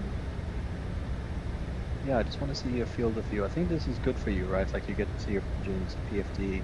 This is sufficient, yeah. So let's take you outside the aircraft.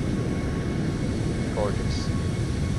With Mina Khan, a Finnish writer.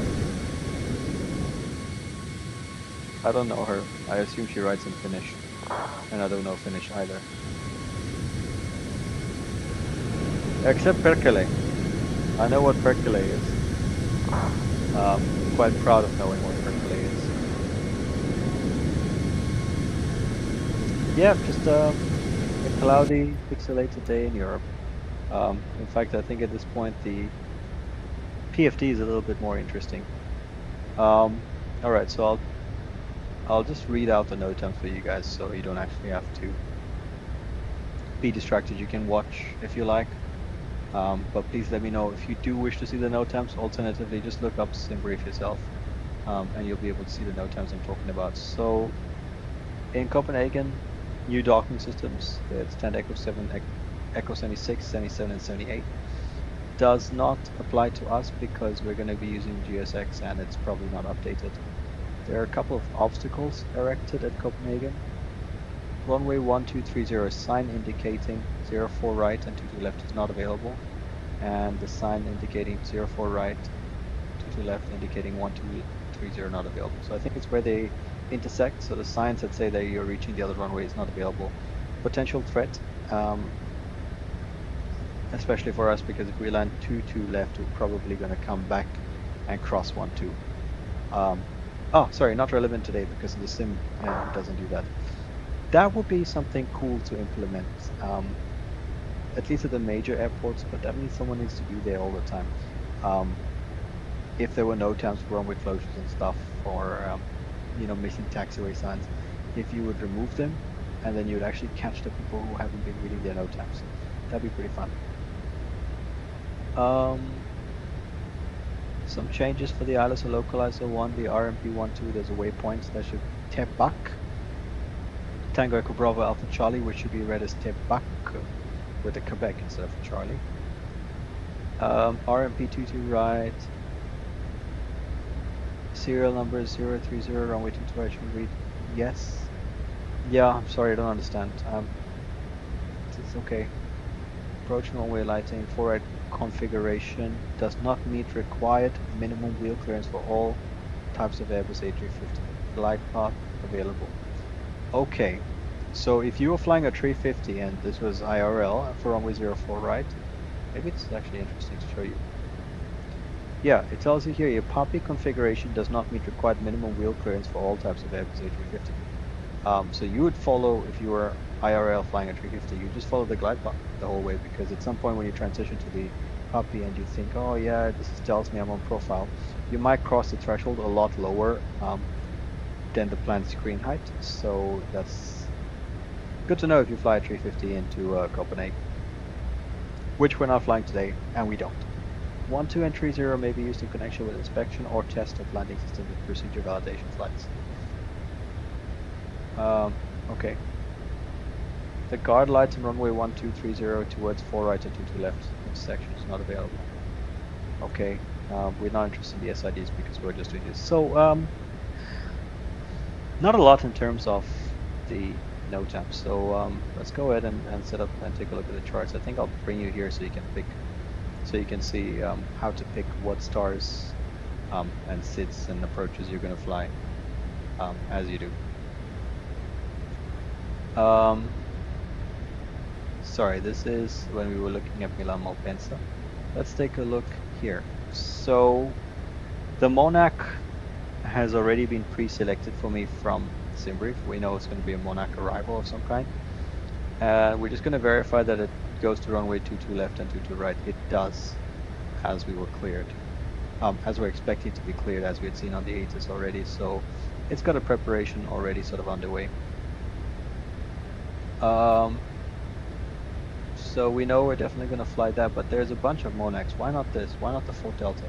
4 Delta is designed for 30, 5 Bravo is designed for runway 12, and the 5 Alpha is designed for 4 left and 4 right. So definitely the Monarch 5 Charlie arrival. And then we've been told it's going to be an ILS approach for runway 22, so let's go prepare that. We're not going to use Cat 2 or Cat 3, we're just going to use a regular ILS. And you have a bunch of intersections, Voxy, X-Star, and Odlac. I think, based on the arrival that we had seen here already, after Adobe we were just maintaining Victors anyway, I think I would just start via X-Star. Yeah, because we might end up on a long downwind and then finally get turned direct to X-Star. So I think that's how I would set up the arrival. So the Monarch arrival with the ILS approach via position X-Star. Let's go ahead and put that on our FMC. FMS, whatever. Arriving into 22 left via X-Star. The glide slope is on and the Monarch 5 Charlie. I'm just going to take a look to see there's no discontinuities. There is a discontinuity after the vector, which is expected because we plan on flying. It like that. Let's see here. You see that? So this is the disco. So after Adobe, we're expecting vectors, and it's not connected. You see, because we're going to do this part on heading, and then we're going to come back to it. So this is exactly how we want to see it. We can go ahead and execute. Yeah, you see, that's going to match the picture that we see on the star pretty nicely.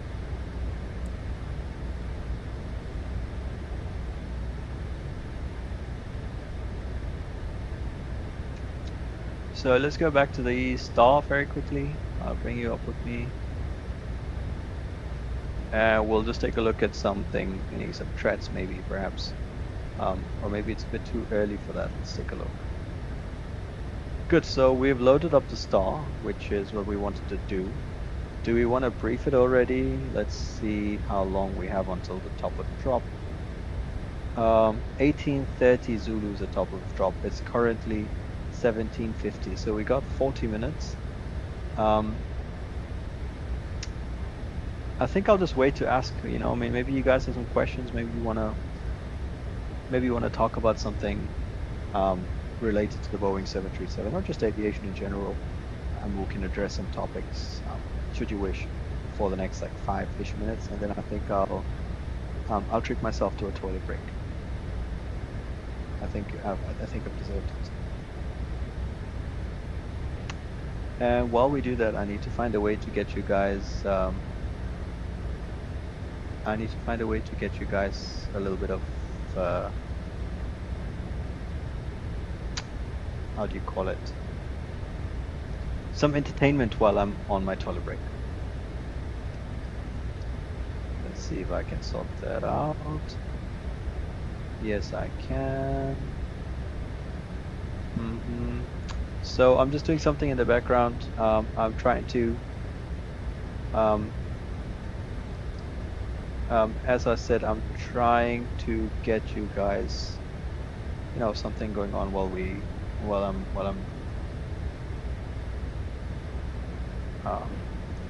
on that toilet break.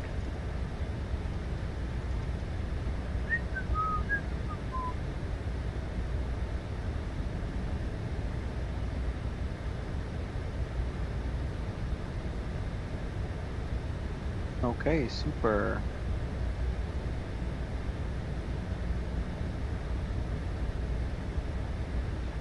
So I'm just trying to take a look now and trying to find you a little bit more information, specifically about the screen heights that the Poppy goes up to, because I feel like that's, since we've touched on the subject, it might be interesting for you. But I'm not really sure where to find it, and I'm trying not to just Google it. I'm trying to find an actual sort of, how do you say it? An actual source that you can go back to and look up if you needed to, if you don't trust me, which you shouldn't. Don't trust any pilots, yeah? Just make sure that when they tell you something, they've got some concrete evidence to back it up, because I guarantee you we'll talk a lot of shit to back ourselves up. So yeah, make sure you get the source as well. And honestly, I can't find it. Oh, shame. Maybe this document here. Alright guys, I think maybe we should just chill, listen to something.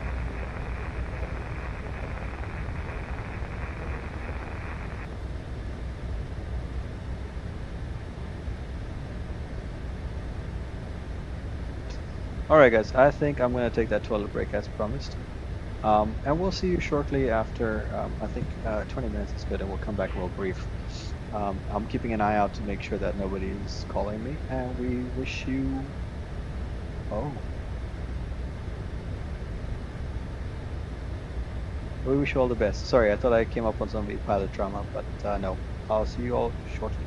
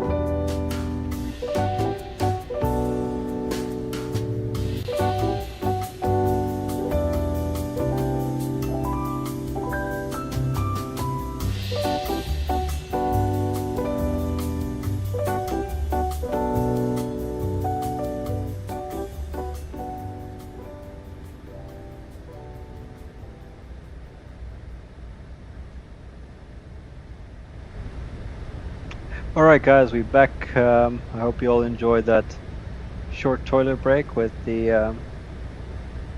I knew what the first song was. It was obviously Pharrell and Happy. I didn't know what the second one was. If you found out what that was, I mean, well, I picked now. I know what it is, but I didn't know at the time. But yeah, toilet break done, and we are back in it. And I'll tell you already, we are about. I think we're a little bit more than halfway through a flight. We're getting to the exciting part of it. We're now flying over. What's that? Echo Delta Delta Papa on our right side there. Just about 18 miles ahead is Leipzig. Pretty big European air cargo hub for European air transport. I think which is DHL, I guess. So if you've got mini bills, Airbus A300, you probably see that a lot. Leipzig has also got a VATSIM event. I've never actually flown to Leipzig, IRL or in the sim. It's definitely an event that I would like to try, especially on the Unibel's A300, which is also quite a nice aircraft, to be honest. I enjoy it. It used to be a bit of a performance hog, but it's nice. What can I tell you about that? I mean, specifically about the A300, it was quite interesting. It's a bit like the 737. But they stopped, you know. Obviously, you can put a lot of makeup on it. You can make the A300 more modern. You can put new engines and everything, but it's still not quite the same, you know. I think that's exactly what they've done with the 737. So while we have a little bit of time, I can show you up here some things that are reminiscent of the old days of the 737. So the Max, obviously, brand new. I think 2010s she came up, didn't she? So 2010s? Yeah, 2010s. And before that we had the NG, and before that we had, honestly, I don't know what we had, classics, and even before that we had dinosaurs were. You see those cutouts there? Let me see if I can turn the dome lights on, and you can see the cutouts. It's maybe a little bit better. So those cutouts in the panel from the ceiling, uno, dos, tres and cuatro. These four here, they are reminiscent of a time when the 737 had windows there. So let me see if I can go ahead and find you some pictures. They're the eyebrow windows of the 737. Some of our older audiences probably know it, but if you are, I guess, relatively younger, you've never seen it, I think it'll be a bit of a surprise. So this is from Simply Flying, I guess, a picture. I mean, maybe you guys like Simply Flying. I don't know. I feel like sometimes they're, what's a nice way to put it? I feel like sometimes their information may not be entirely correct. So there you go. Those windows there at the top, 1, 2 here, and on the right side as well. I don't actually know what they were for. I think they told us it was for celestial navigation, which I find hard to believe. Or maybe it's just for a better lookout as we do visual approaches. But yeah, that's a remnants. Like, so all they've done there is essentially just plug it. I mean, I don't know if they could have put something there. I don't know if I would want them to put something there, because that's just another button to like now touch and feel around. But yeah, that's the whole. I mean, I don't know. I guess they could just have covered it up a little bit better. I'm not sure. That right there behind us is our circuit breaker panel, and as you can see, there's not much in terms of recline. This is something that iFly has done very well. They've kind of captured how small the 737 cockpit is. It is tiny. I mean, I can tell you here, I can stand right there, like right at the end. But the moment I stand like around here, around the document holder, I hit my head. So it's quite a cramped flight deck here on the 737. Honestly, I don't know what's back here. I think part of it is a galley, but I don't think it's this deep. I think you could have pushed a little bit more space. You know, we could have had a little bit of additional space here. We got some. These jump seats are built right behind the pilots in command, but you also have jump seats here. Well, this folds out. There you go. So that jump seat, the fixed jump seat, is an optional extra. So this is horrendous. 4 pilots in a 737 cabin. Please no, God no. Let's see if we can't stow it. Okay, stowage starts with this.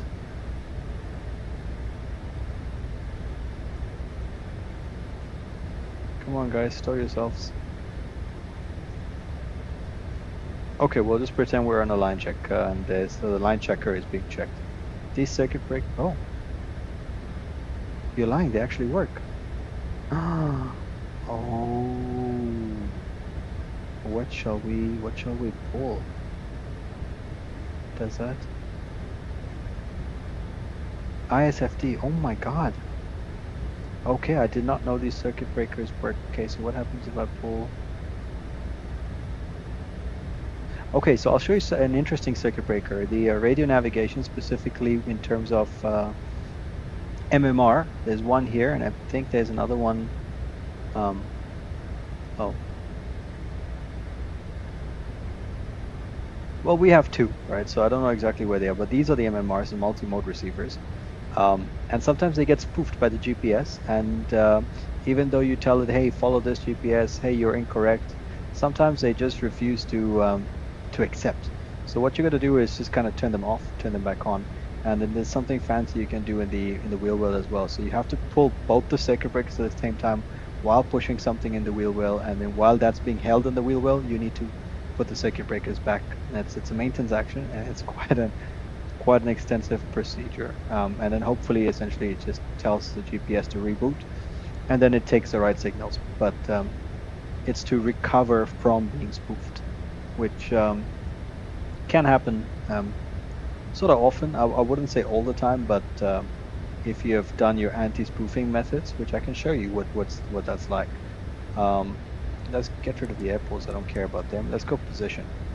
You see that little shape there?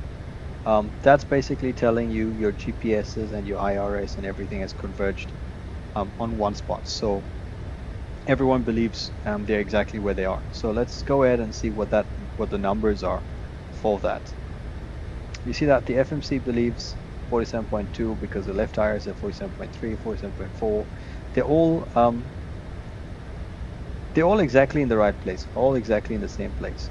So what you can do is sometimes, what happens sometimes is the GPS introduces a false signal and then tells the aircraft you're not actually where you are, and then the airplane is now confused because one GPS tells you something wrong and the others are like, oh, you're in the right place. So then it tells the pilot, hey, you decide. And we know roughly where the spoofing and the jamming and all that takes place. It tends to be around conflict regions, let's put it that way. So when you get closer to these conflict regions, you essentially tell the flight computers, don't listen to the GPS. Yeah, so you go ahead and you tell the GPS to go off, and then you just turn on DME updates only, GPS right invalid, GPS left invalid. So you see that's gone off. This is something else that is slightly incorrect from iFly, because those symbols would still exist because you're still receiving a GPS signal. You're just telling your navigation not to take the GPS signals. So let's see how that works for us. You see we've lost all the GPS signals, and the aircraft is now relying on its internal brain, like it's calculating, okay, I started here, I accelerated this fast, I climbed this fast. So it's kind of like doing math and just generating that picture for us to tell us where we are. Another thing you'd notice is the degradation. Let's see if I can actually force it. So now what she's doing is she's not using GPS to self-update. She's just using nearby navigation aids. I'll show you some of them, like these ones here. These are navigation aids. So she's tuning into them and receiving information because they are obviously geographically fixed, and she's the one moving, right? So she's like, oh, you're this far away from me, and this guy's this far away from me, so the only place that the two of you intersect is my position here. And she kind of determines her position. If I turn that off and this off, let's see if I turn them all off, I'm curious to see how quickly she starts drifting, like she's not sure of where she is, using her internal navigation. Realistically, I think it should take about 6 to 7 minutes, maybe even longer, 10 minutes, because there is a level of drift which is, I'm not gonna see it drift all the way to 2 miles. I want to see that number 0.02 change to something more realistic, 0.05, 0.06.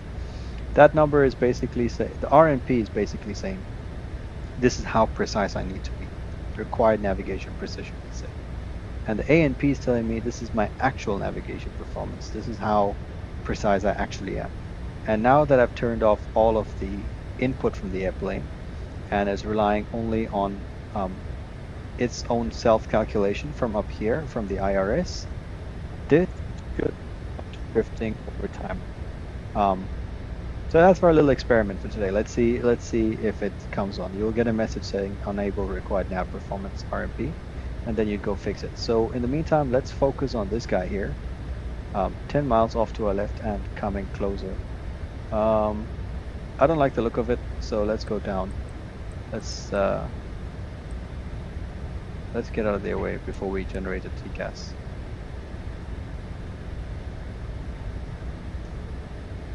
Yeah, we're getting quite close. Let's find out who it is. They're going left to right. You know what, in fact, sorry, let's go back here. 370 VNAV alt, you can level change up there. We'll reduce the bank angle, we'll go heading select, and let's track right. Yeah, let's get away from him.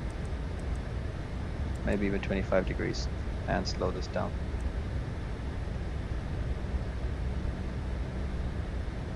To be fair, descending is a smarter thing to do. But we're just having a little bit of fun today. Let's try crank that angle a little bit more. Now he's literally within 2.5 miles of me. Alt hold. I genuinely hope we haven't. Yee, okay, unexpected formation flight. Let's find him. There he is. There he is, Ryanair. I'm quite surprised that it hasn't generated a TCAS RA for me. It should have done. There it is. Okay. Let's level change. Let's get out of here.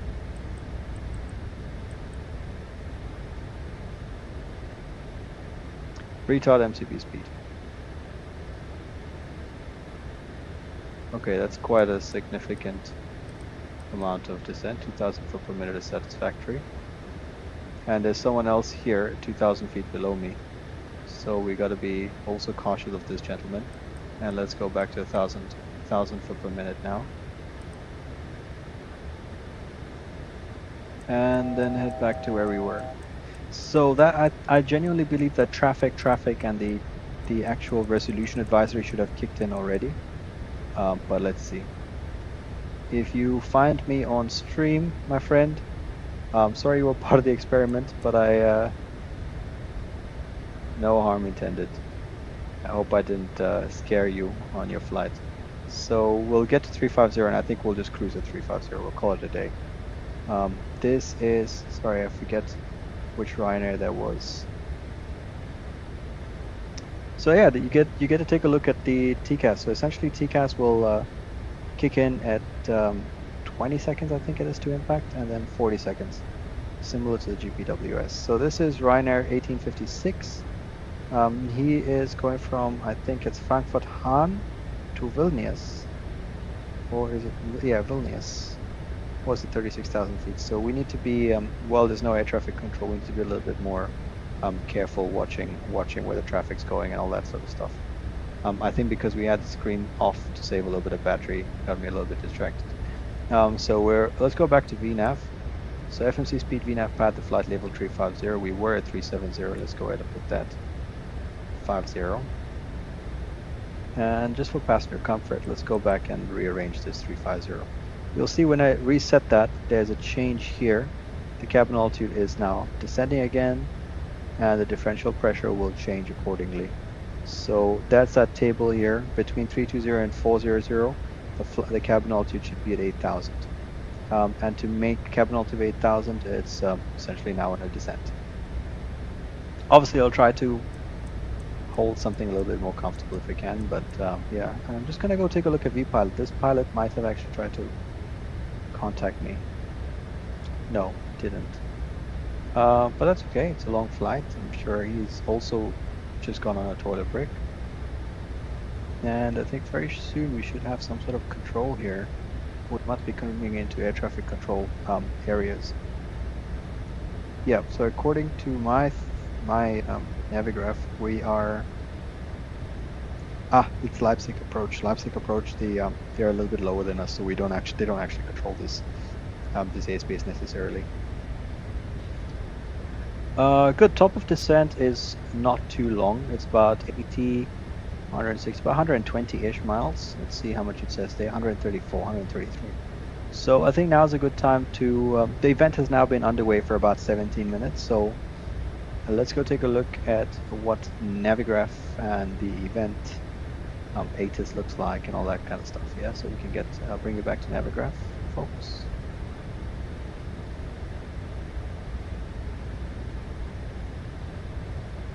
All right, so there's a Navigraph here,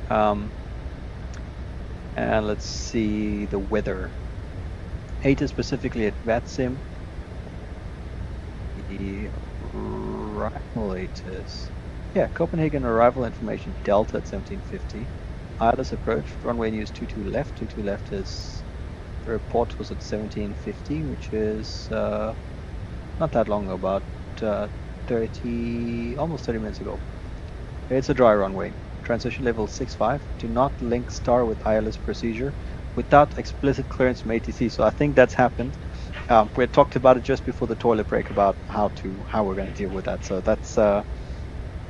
that's interesting. I think someone might have actually linked it and then they've decided to do it, to put that on the ATIS. After landing, expedite vacating runway, which is something we're going to do. 180 at 16 is the wind, so it's a wind from the south. So like this, we're going to have a full landing 22 left, which is on this runway. There's one here. From the south, we expect a bit of a crosswind from the left, mostly a headwind component, or maybe like a 30-40 split, sorry, a 50-50 split of the wind. And it's about 16 knots, so we get 8 knots head, 8 knots across. I think something like that is what we can expect. 9999, which is visibility greater than 10 kilometers.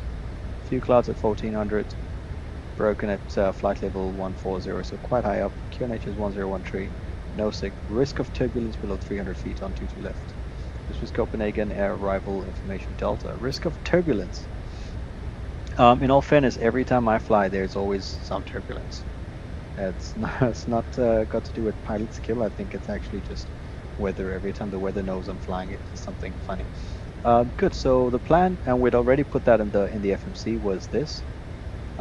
This is what they're telling us about not turning left. So some people link that directly to ODLAC and then this. So if they leave the aircraft on LNAV, it makes that turn.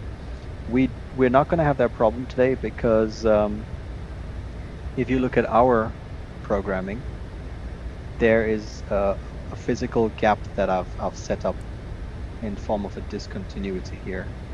Let's go step, step, step. A few more steps. I think you can see both. So you see that physical gap literally between the two, because after this point is just flight into oblivion. Yeah, we're just going to maintain the vector all the way down. LNAV will take care of it, but just for my own situational awareness, around that point I'll probably switch to heading select. Depending on the wind, I mean, if the wind is quite strong, I think I'll leave it on LNAV so we don't drift left or right. Remember, the wind is coming from the south, so in this direction. So if I left it on a single heading, the the wind will probably push me something like that, which then interferes with the traffic. So let's see what the wind is like at that actual altitude that we're going to be at once we get there. Okay, we're going to have a turn now.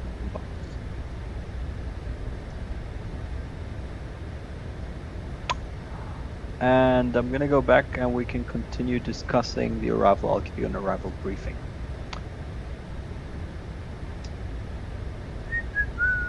Okay, so yeah, I'm just maybe I should set up first, and then I'll do the arrival briefing with you guys shortly after that. So let me just get another app open.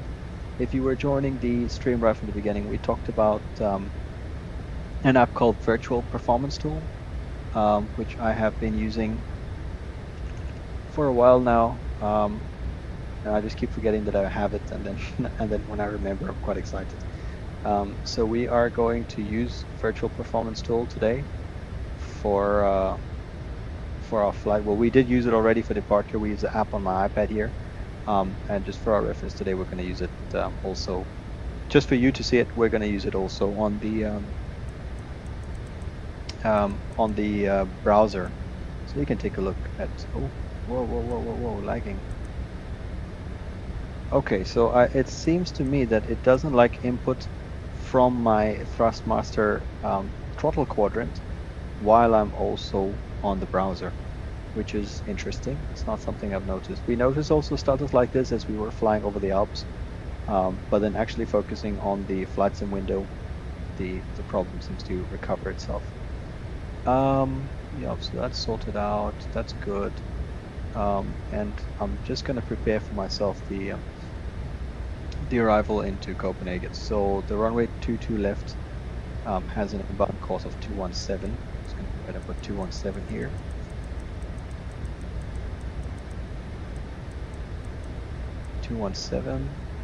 And we can also set 217 on the first officer side. You don't have to do these kind of things with Airbus. I think this is the only modern airplane flying that we need to do that. I don't know about the 75 or the 767, and I've never flown them, never actually even seen a flight deck from them, and I'm very excited for Bluebird Simulations, who are going to bring their Boeing 757, and I think also the 767 into the flight sim world, and it's going to be the first time I get to use those, and I'm quite excited to learn. You know, I think it's always interesting to have a new aircraft type on the market. 210, altimeter is 1013. We can preset 1013.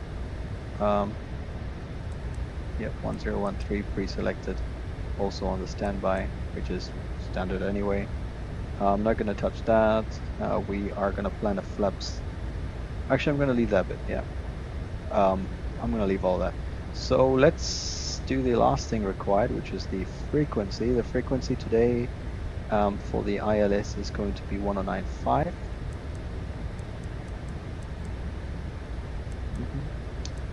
Don't need it active already, but I'm just going to throw it up there now. My first officer is going to follow the same so that we both are looking at the same information. And I think Copenhagen, the last time I was there, definitely had a VOR. Let's see if it has one now.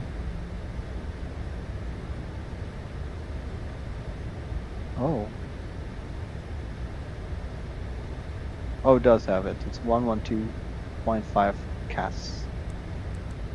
Or a DME at least. So we'll put that up as active. That's what we want. Master caution. What? Air conditioning. Why? Uh-oh. Alright guys, this I have done from memory. Oh, okay, so the auto fail light has come on, which means the controller that's controlling our pressurization has failed. I'll switch it to alternate on memory because, as you can see here, it's getting quite close to the red line, which is the maximum differential pressure. So now what I'm going to do is I'm going to go ahead and do the checklist. And I know if the alternate has kicked in, that's pretty good, as long as I don't have that failing. Air systems, autofill. Autofill may or may not be illuminated. It's autofill or unscheduled pressurization change. These are the two checklists. Automatic pressurization mode has failed and the cabin altitude is uncontrollable. The objective of this checklist is to maintain cabin control of cabin altitude. Increasing thrust may ensure Increasing thrust may ensure sufficient air supply to control cabin altitude. 82% is sufficient thrust. Choose one. Pressurization mode selector alternate. Autofill light is extinguished and cabin altitude is controllable. The autofill light is not extinguished and the cabin altitude is not controllable. Pressurization mode selected to manual. And outflow valve hold open. So at the moment, the outflow valve seems to be closed. We're going to try open it a bit.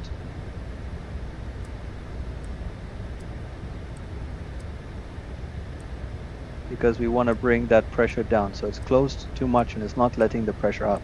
So it's basically forcing the airplane like a balloon, which is what we want, which is what keeps the air in the aircraft, but it's doing it a bit too much, yeah. We're gonna go over to the first, so you see that we've managed to control that. Oh gosh. So now the cabin is climbing a little bit, and that, I think it's easier to see from the first officer side now. Let's go. So what we're doing here is we have just opened the valve at the back of the airplane to let some air out, because it was getting quite pressurized. It was close to the 9, and you can see the cabin is now climbing a little bit, which is what we want. I'm going to open it a bit more so we can get it to descend a bit quicker. Okay, I think that's sufficient. You can see the cabin is climbing at about 500 foot per minute. So this you can feel in your ears.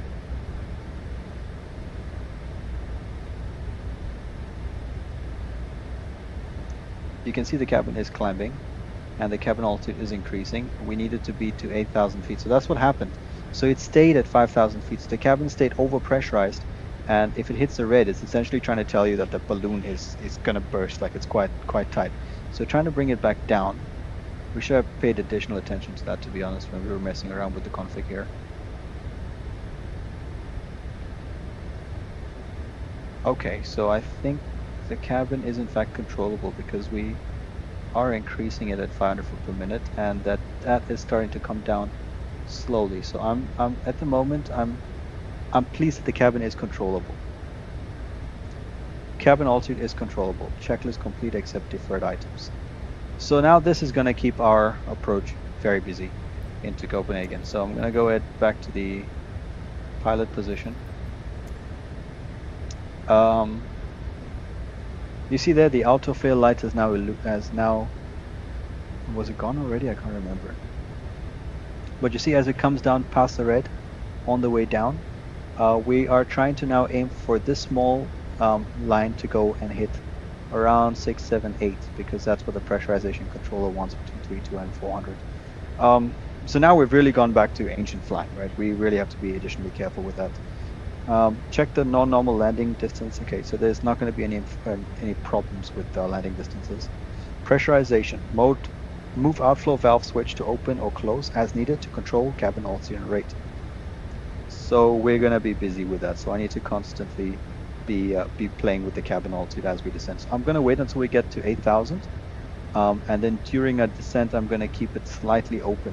So as we descend, the plane, the cabin also sort of matches us as we go down, and then this differential pressure reaches 0 on landing. And we need to do it carefully, so we can't have the plane at 5,000, the inside of the plane feeling like it's 5,000 feet when we're lower at 3,000. There are some additional complexities to that, so we need to keep an eye on it. But we're happy with how it's progressing at the moment. And what we're going to do here is, personally, nothing.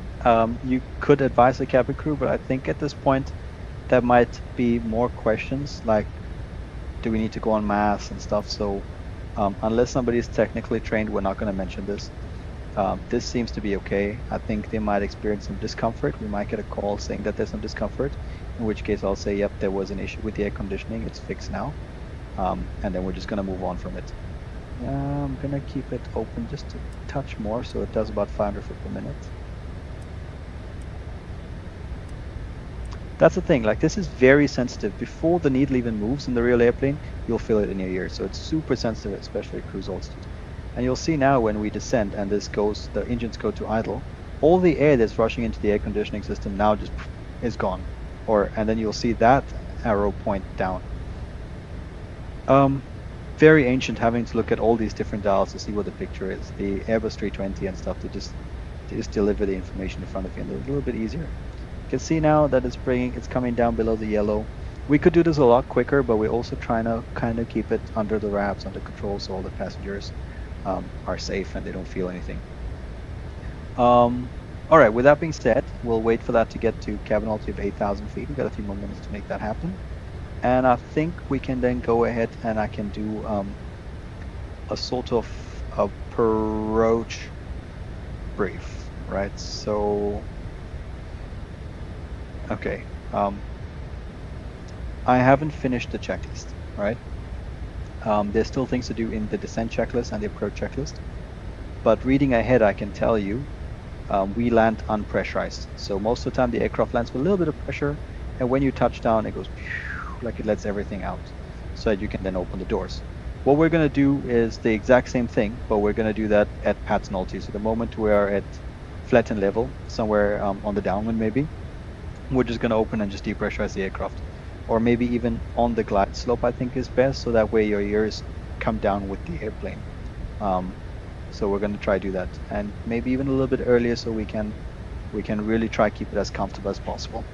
The issue with that is with busy air traffic and dealing with everything, it also becomes a threat. Like we need to do two things at the same time, right? And as you can see here, it's eroded all the time that we had taken for our descent brief into solving a problem.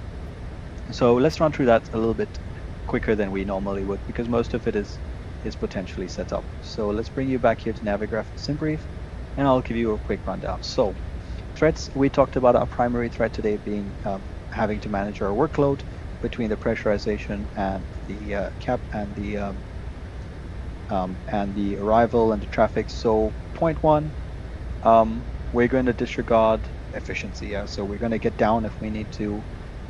We're gonna, as long as it's comfortable for our ears, and we're gonna forget about fuel efficiency. It's not today. That's too many birds to kill, right? So we're gonna be level, and once we're level, we're gonna deal with the pressurization so that we can manage our workload accordingly. Of course, I'll try to be as efficient as I can while we go through, as quiet as we can for our neighbors in Copenhagen. But that's, let's see. After I beg you, Adobe continue on track 037 unless advised. So that was what was on the arrival, and we're coming up via Monarch, so mostly this one. At first contact with Copenhagen approach, state the aircraft type max 8. Initial contact with Kastrup, final state only a call sign and descent as cleared. So RNAV arrivals, we're doing the Monarch 5 Charlie for 22 left. If traffic permits and in order to expedite traffic, direct routing to mentioned waypoint might occur. That's waypoint 3, which is, I guess, odd luck. So they might give you a direct to something like X-Star or Rookie or something. Don't think that's going to happen today because they're quite busy. Approximate track master threshold can be deducted from the last 2 digits in the alpha number waypoint. For example, Charlie Hotel 524 equals approximately 24. So this is 43 miles, 36 miles, 25 miles. Oh, that's really cool. So that actually helps me plan my descent, so I'll keep myself, well, we're not going to be efficient today. Routing is Monarch to Nexo. Nexo is within the ARP of 25 miles. MSA is 2-1, so it's very flat. 250 knots as we get there. I expect to be slower. 643 below level, 900, 636. All of that's going to be on autopilot. I think at Adobe at 4,000, if we're flat there, then we will consider opening the the outflow valve at the PATS Nolte as we previously discussed, and at 220 knots. As we go along, I think I'll fly to clean speed. We're then going to do the ILS approach. The ILS approach inbound course is 217, which is set. Yep. Frequency, you'd see me set already 109.5, and the minimum's 208, which we have rounded up to 210. Starts at X-Star, max 220 at 3,000 or above, next 610 to 500 or above, 2,000. This is the platform Nolte. This is where we will definitely be completely open with our with the outflow valve, and then we'll follow it all the way down to 210. Minimum runway occupancy time is required, so we're going to try exit on Bravo 4, turn right onto Bravo, so it's quite short. It is quite windy, so I think it's best that we stay with flaps 30 because it gives you additional margin for your descent. I think, folks, that's about it. We still have to do a descent brief, so descent performance, so we can do that now. We get the message here from the computer for the flight that we need to reset our MCP for the descent. So let's go ahead and set that up. The first descent restriction is 9,000 below at 643. I don't think they want us all the way there, so let's just go down to maybe 3250. And we'll see. And we'll see further from Copenhagen. So it's manual, and she is now... Yeah, she's 6, 7, 8. Yeah, she's at 8,000 feet now. So I can close it a little bit, just to stop that rate of climb. So yeah, she's at...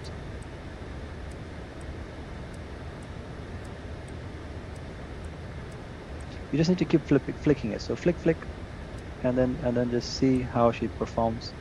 You see that now? She's almost closed. Honestly, not something I was expecting to encounter today. That has got to be for sure because of how I reset the flight altitude and the landing altitude multiple times throughout. We've commenced a descent, so ding, ding, ding, ding, cabin crew are going to be advised, and someone's going to make a PA. It's not going to be me.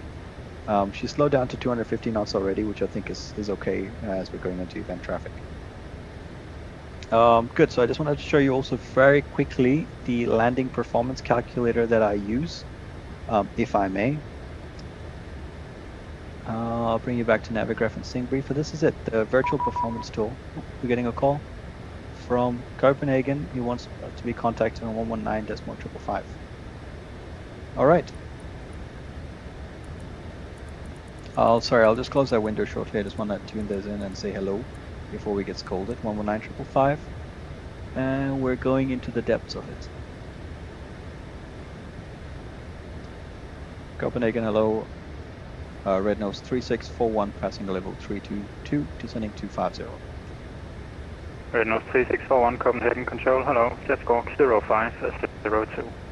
Squawk 0502, red nose 3641. Okay, so I guess I got the call sign correct. 0502 is set. How are you doing there? Red nose 3641, cleared Monarch 5 Charlie arrival, landing on the S22 left.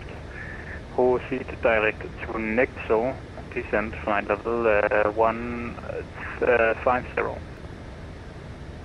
Monarch 5 Charlie arrival for runway 22 left. Proceed direct to Nexo, descent flight level 110. Red nose 3641. I just confirmed that flight level is 150. Correction, descent flight level 150, red nose 3641.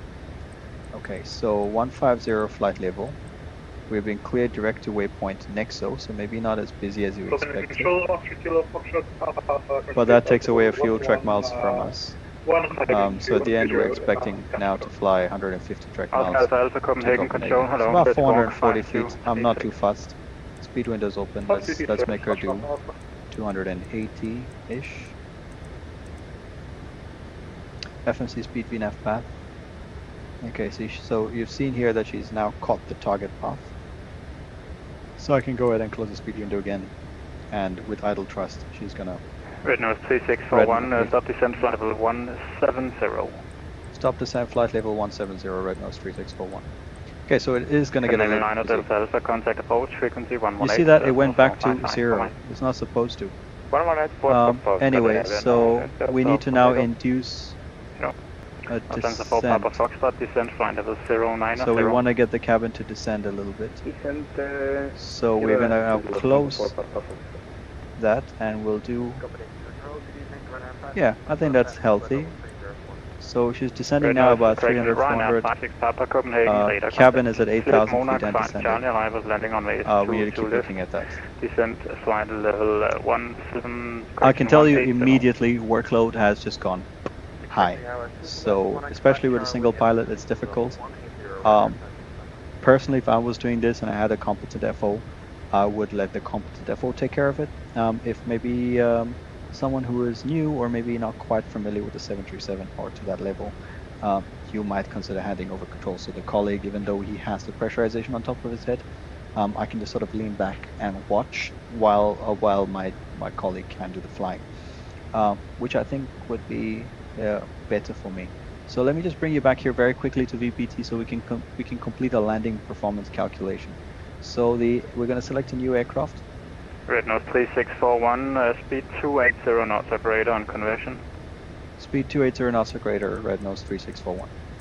On conversion, Oscar Kilo Foxtrot Alpha, radar contact, cleared Monarch 5 Charlie. And I'm just going to go ahead and tell the airplane to fly also at 280 knots. Proceed direct to Nexo. And we can execute that, close the speed window, and 280 knots. She is calculating her descent and Oscar, confirm request level is 160. Tell you what, I actually expect her to go to VNAV speed, but she hasn't, so we're going to do an idle descent.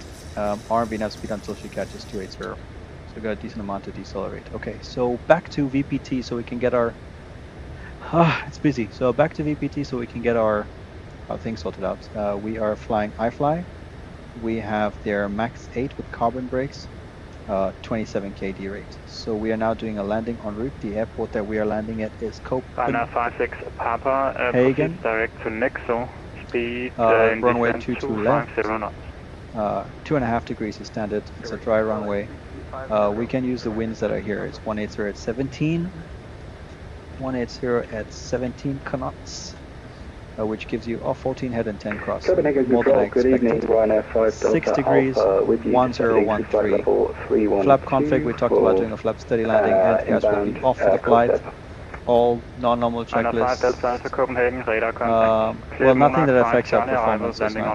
Speed brakes automatic, reverses will go out of reverse for no pavement. Just going to take a quick look at the cabin altitude again. So that's decreasing. The cabin altitude is now coming down to 7,000 feet. I'd like, it's practically fully closed. So just sort of bleeding the speed, let's call it that way. Bleeding the air and decelerate and descending along with us. So we just need to keep a good eye out on it. And I was here to take a look at our speeds. 66 knots. 3641, are you able to speed 300? Affirm red nose 3641. 3641, thank you. Maintain speed 300 knots or greater. 300 knots or greater, red nose 3641. Alright, let's give him what he wants, 300 red nose 3641, continue descent, flight level 090. Continue descent, flight level 090, red nose 3641. Okay, 090 is going to be set 090, 320 knots, and we are doing a wild rate of descent. I don't need that, so we'll do vertical speed at about 2,000 foot per minute. It's satisfactory, we don't need to dive. And let's go back to our performance calculation. Oh my god, we are not going to get this done. So maybe that toilet break wasn't necessary at the end. So that's done. Oh, scheiße. What was it that we said? 66.9, so we are below the maximum landing weight. And this is current weight. We expect to burn a bit more as we get down. VRF addition, half of the headwind, all of the gusts. So let's go ahead and put half of the headwind to 7 knot addition. And it's preparing the data for us now, so then you can see what it looks like. It's actually quite nice. Unfortunately, it's payware. And if I'm not mistaken, you buy a bunch of calculations and then you use those bunch. They keep adding new airplanes, and I can't recommend it enough for sort of realistic performance calculation. Obviously, the sim brief is pretty good as well, so you can use that. But this just makes it feel more professional, feels more realistic to me at least. Okay, so while that's it's here, it's ready. So she says no credit for reverse thrust. Auto brakes 2. We can stop factored, which is additional margin for safety. We can stop in 2,100 meters. Unfactored is 1754, and they require 22 minutes on the ground to let the brakes go. 2064. I think that's what we're looking for. Let's do auto brakes level 2. Copenhagen Kastrup, Viking 1421. It's yellow and in the altimetry because I have not set the actual transition level. It's 065. I also haven't set the winds. In fact, I haven't set the winds for the whole flight. 341, Viking 1421. Good, 320, and here we go. You can see a bunch of traffic there. I didn't actually expect to get pushed into the arrival. I thought it would be a lot slower, so now we're landing. On F56 Papa, make a left turn now. Additional fuel, better safe and sorry. Descent, flight so level at this point you're passing flight level 157. At flight level 157, which is here, we need to be at landing altitude. So the cabin needs to be at landing altitude. So it's descending, which is what we want. And it's coming down as well, so I think that's good. As long as we didn't have a depressurization, I think we've done overall pretty okay. 15 miles from Kastrup, passing flight level 150. This is additional. This is actually a lot more than we need. Let's do 1500 foot. Viking 1421 radar contact. Cleared Monarch 5 Charlie arrival. Landing on way is 22 left. This is a good technique. Holding over all PIP as published. Whatever you get, say close to 50, 47. Let's say 50. 50 times 3 is 150. We need to be at 150 as we cross. Next I'll say, let's say 40. 40 times 3, we need to be at 120. So when that says 40, we need to be at 120. Provided we were going straight into the approach. But we're now doing this little conga line. So we're a tad bit low, which is why I've now adjusted the rate of descent to stop from diving. We don't need to. I know I said we'll throw away fuel efficiency, but at the same time, just because I have, just because I'm able to manage the workload a little bit, it seems to be doing a pretty good job anyway. Hello, Anna 352, I'm happy to now focus on let's walk 3712. Once I'm below 10,000 feet, I'm not too concerned about it because no one's going to get a depressurization and we're going to be fine anyway. But that did add up quite a bit to the workload. Nevertheless, I hope you got to see VPT. They said it was 2,000 something feet, 2,100. Radar contact. So let me just go back there. On 2064 was 2,100. And I think we wanted to vacate Bravo 4, 1,500. So maybe a touch more brakes, to be honest. I might even go all the way to auto brakes 3. And if it's too much, I'll just kick the auto brakes off. But we'll verify how the landing performance looks on touchdown. The plan is on an idle reverse, so let's maintain that as well. November, Woo, Copenhagen, busy. contact. Let's go ahead and set the lights out so we can get our night vision back. Enter holding over all PIP as published today will be approximately 10 to 15 minutes. I really like how they give that delay information so you can make your plans ahead of time. Cleared Monarch 5 Charlie arrival runway 22 left and we'll hold over all PIP. Okay, so obviously if you didn't switch over to manual and that didn't work, 1421, you would essentially 140, descend rate 1,000 feet per minute. Descending flight level 140 to be fair, it's quite and interesting. How would you dealt with that and overpressure? Ryanair 352, descent flight level 150. Could keep turning the packs on and off, but 1,000 feet per minute. It's not great. 1,000 feet per minute, Ryanair 352. Okay, so giant cloud here. Papa November, descent flight level The only cloud in the area, we're going to fly through 1,000 feet per minute. Temperature Flight level 160. minus 7 degrees, 1,000 feet per minute. 12 years, so we don't really need anti-ice yet. Red Nose 3641, report assigned airspeed to approach, frequency 118.455. Bye-bye. 118.455 with the speed. Red Nose 3641, fly. 118.455.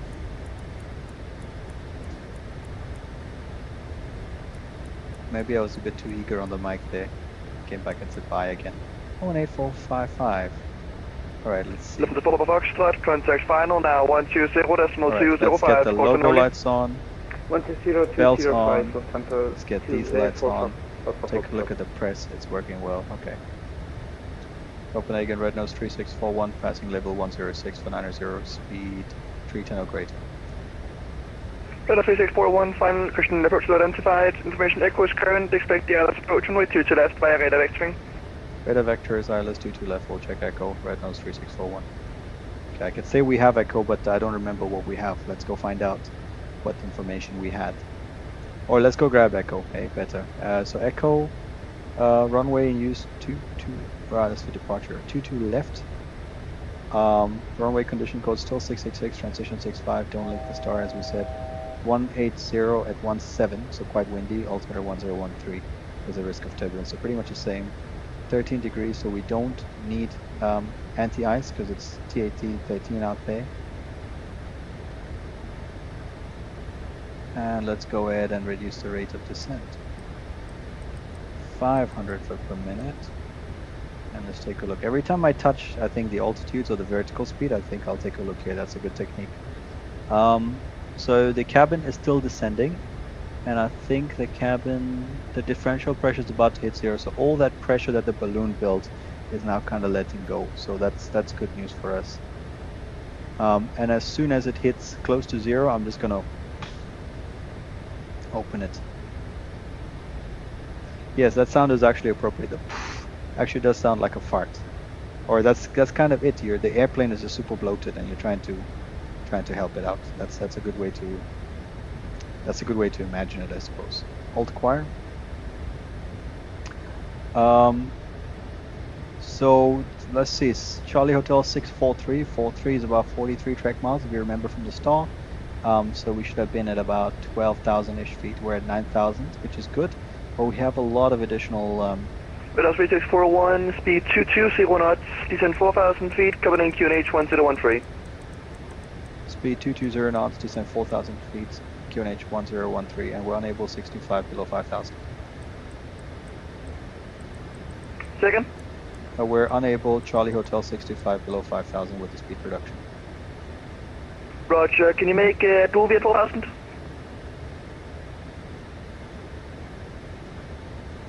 Sorry, the waypoint Adobe at 4,000 A-firm, we can do that. Later. Okay, Adobe at 4,000. Where is Adobe? It's just up to 625 over there. Can I make it at 4,000?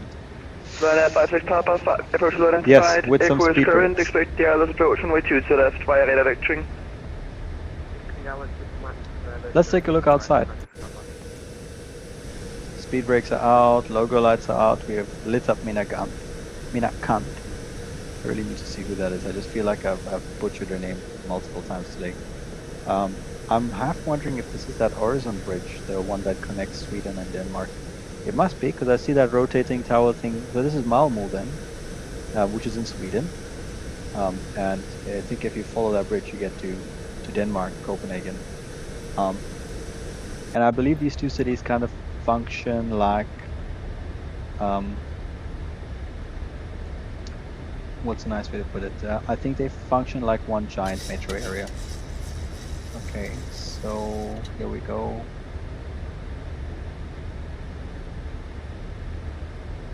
Alright, I don't think I'm going to be flying 20 miles off or anything, so I think it's safe to say we can both go onto the localizer, and we can use the Radar localizer. 3641, contact final now 120.205, course on only. Final 120.205, red nose 3641, goodbye. 120.205, so the speed brakes are out to assist. Establish ILS to the left. 641, contact tower 118.175, bye-bye. 118.105, Hampton 641. Lufthansa 4 Papa Foxtrot left 250, clear left runway 2 to left. So I think we may end up going in behind this gentleman here. LS 22 left, Lufthansa 4 Papa Foxtrot. Final red nose 3641. Red nose 3641, cut off final hello, descend 3,000. Descend 3,000 feet, red nose 3641. Okay, so we're probably going to get that turn soonish. 3,000 is set. Transition level 1013. Level 540, cut off final hello, descend 3,000. Is set. And how's my pressurization looking? Almost up to 0, so it's doing pretty well. As soon as it hits 0, we're just going to open the floodgates, let's say. And let's take a look outside. So I'll show you where the air escapes from. It's from, I don't know if we can actually see it. But there's a wastegate here. You can probably just about see this pixels. There's a red line here. That's the outflow valve. That's where the air is now being ejected out of the, or was being ejected out of the engine for our, sorry, it was being ejected out of the airplane for our, not depressurization, but for our overpressure, let's say. So MCP speed VS, we're doing 1,000 feet per minute. Don't need to go diving anymore.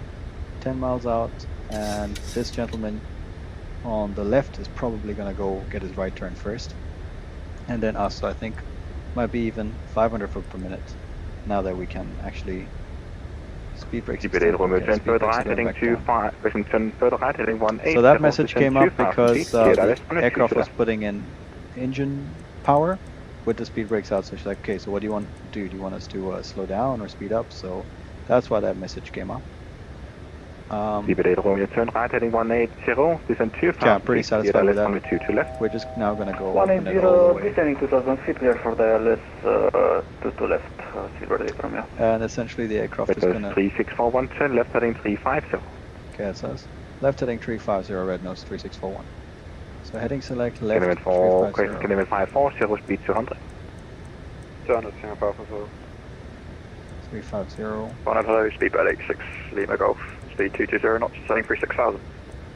Okay, so I think it's going to be quite a busy approach, so let's get some of the flaps out. And then I'll focus once again on my pressurization. Get this open all the way.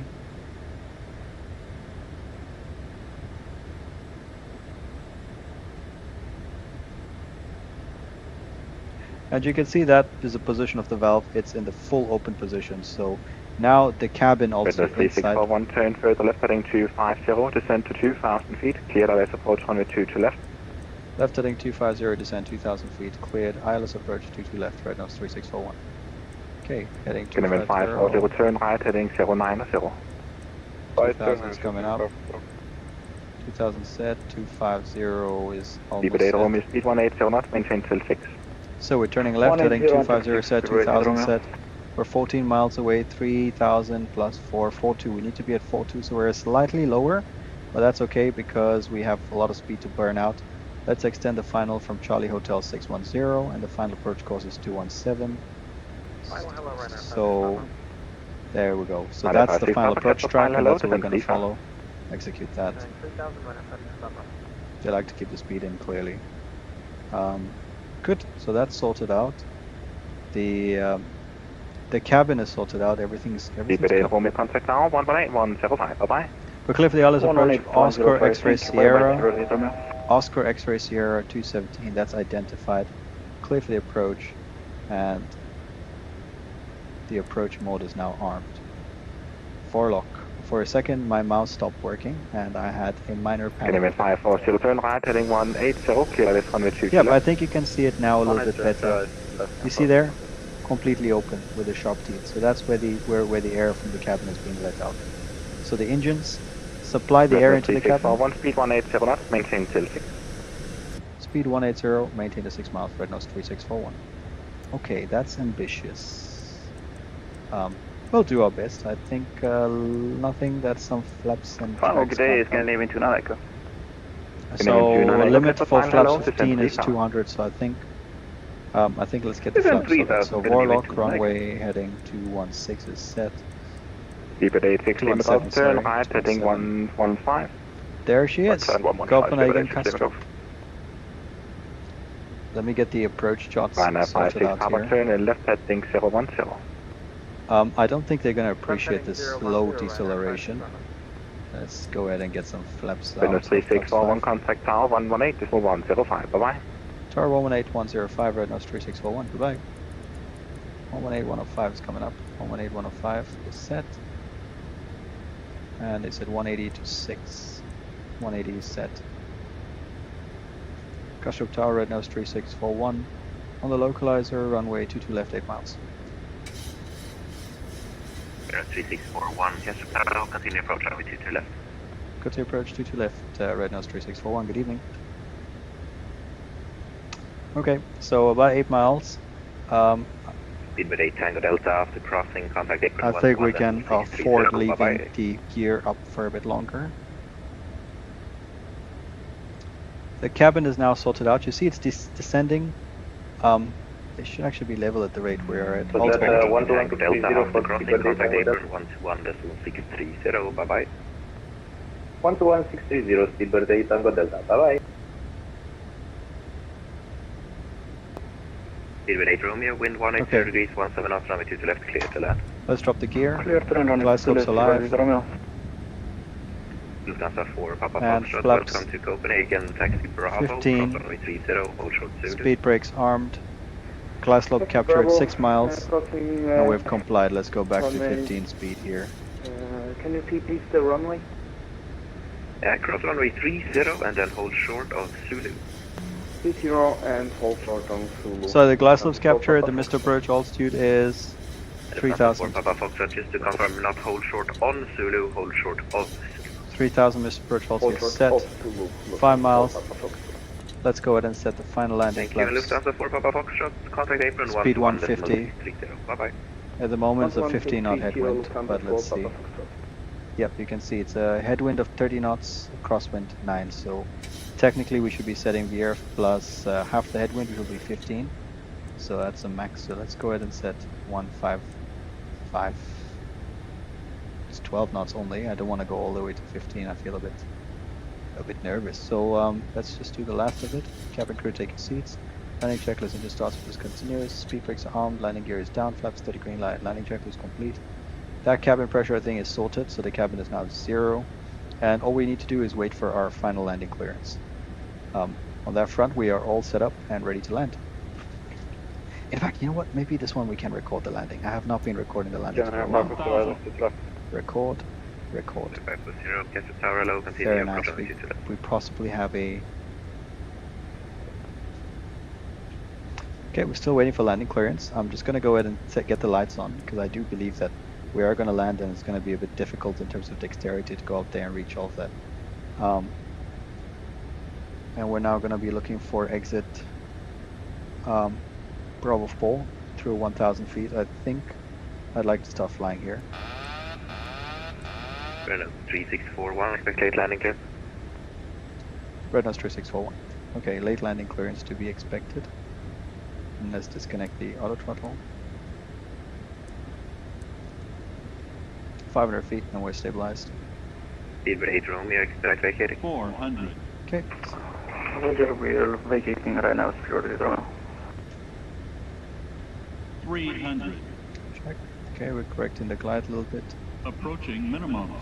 Hello, Speedbird 8 Lima Golf, 7 miles, ILS 2 left. 200. That's Renault 3641, wind 180 degrees, 17 knots, runway 22 left, clear to land. Clear land to your left, Red Nose 3641. Okay, completely let go of the speed. Yeah. Speedbird 86 Lima Golf, Kastrup Tower, hello, continue approach runway 22 left. 20. Continue approach, 86 Lima Golf. 10. Stable, 50-50. Speedbird 8 Romeo, welcome to Copenhagen, taxi Bravo, cross runway 30, hold short Zulu. Gosh, that was messy. Bravo, crossing runway 30, All over the place. Romeo. Should have gone around. Manual brakes. Next is Bravo 4.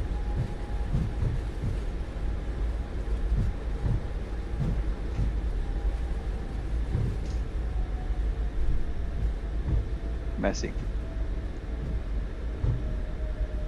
I should have, I don't think we should have gone around, but could have helped if I had the PTT on my yoke instead. Canadian 540, wind 180 degrees, 17 knots, runway 22 left, clear to land. Anyway, here we are. We're welcome to Copenhagen. 3641, welcome to Copenhagen. Give way to British Airways 380, passing left to right, then taxi Bravo Charlie, hold short of Delta. Give way to these people at 380, then Bravo Charlie, hold short Delta, Red Nose 3641. Okay, so we're gonna give way to this gentleman here. Not the greatest landing ever. We're all over the place, but dexterity, let's call it that.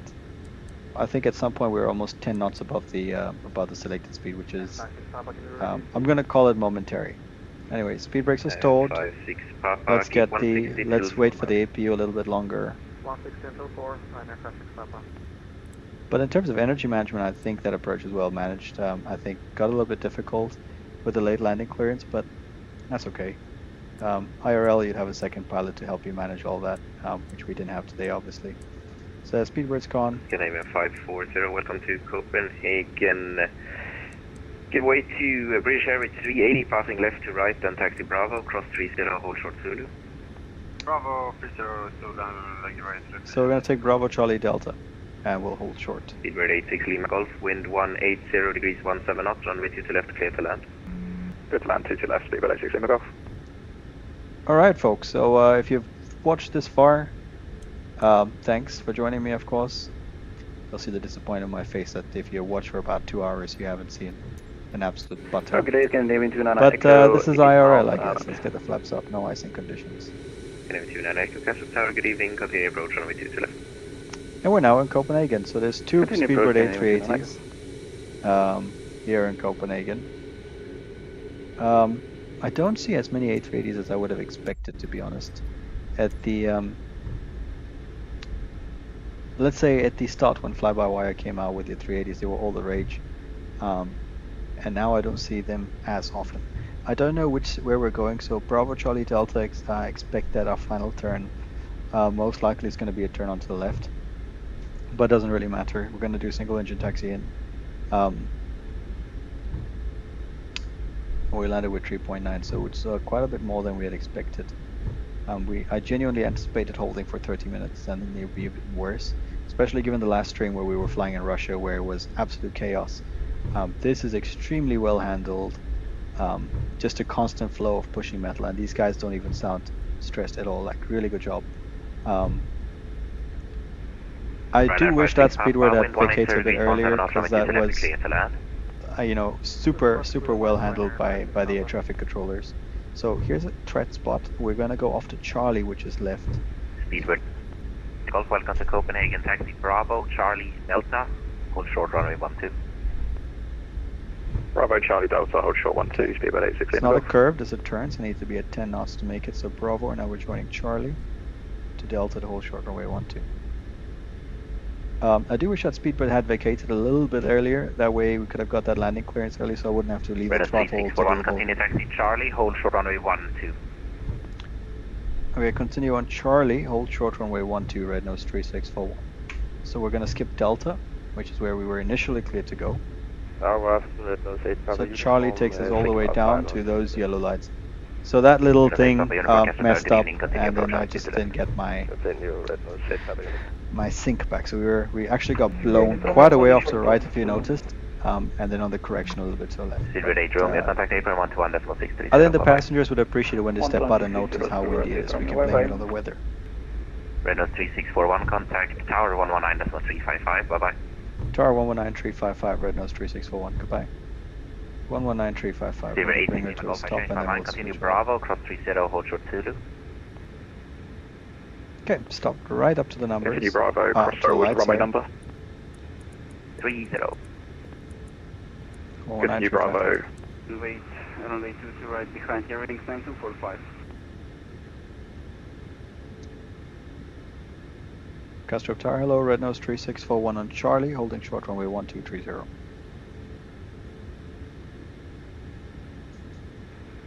Red nose 3641, continue taxi via Charlie, enter runway 30, exit Kilo 3, hold short Zulu. Continue via Charlie, backtrack runway 30, exit Kilo 3, hold short Zulu. Red nose 3641. Okay, so we enter, backtrack, and exit Kilo 3, so we're going to enter the runway. It's not active, nevertheless we're going to turn our lights on. And then Kilo 3 is going to be an exit off to the right side. And I need Tower, to find Lufthansa 47, exit with you, holding short 30 on Foxtrot. Okay, so we're turning left on this. Behind traffic coming from left to right, taxi holding point Alpha 1, runway 22 right. Kilo 3 is the next exit to the right. Runway 30. Crossing after the traffic. And Zulu is the first taxiway in front of us. Crossing 30 and then Alpha 1 to 22 right. It is busy. It's a nice moving event. It's not as busy as I'd once experienced it with lights. Okay, yeah, that looks like it. 1, 2, yeah, that looks more like all the holding expected. So Kilo 3 is coming up here. It's a high-speed taxiway, so I think I can be forgiven. Eurix 9245, wind 180 degrees 17 knots, runway 22 right, clear to take off. Runway 22 right, taking off, nearing 9245.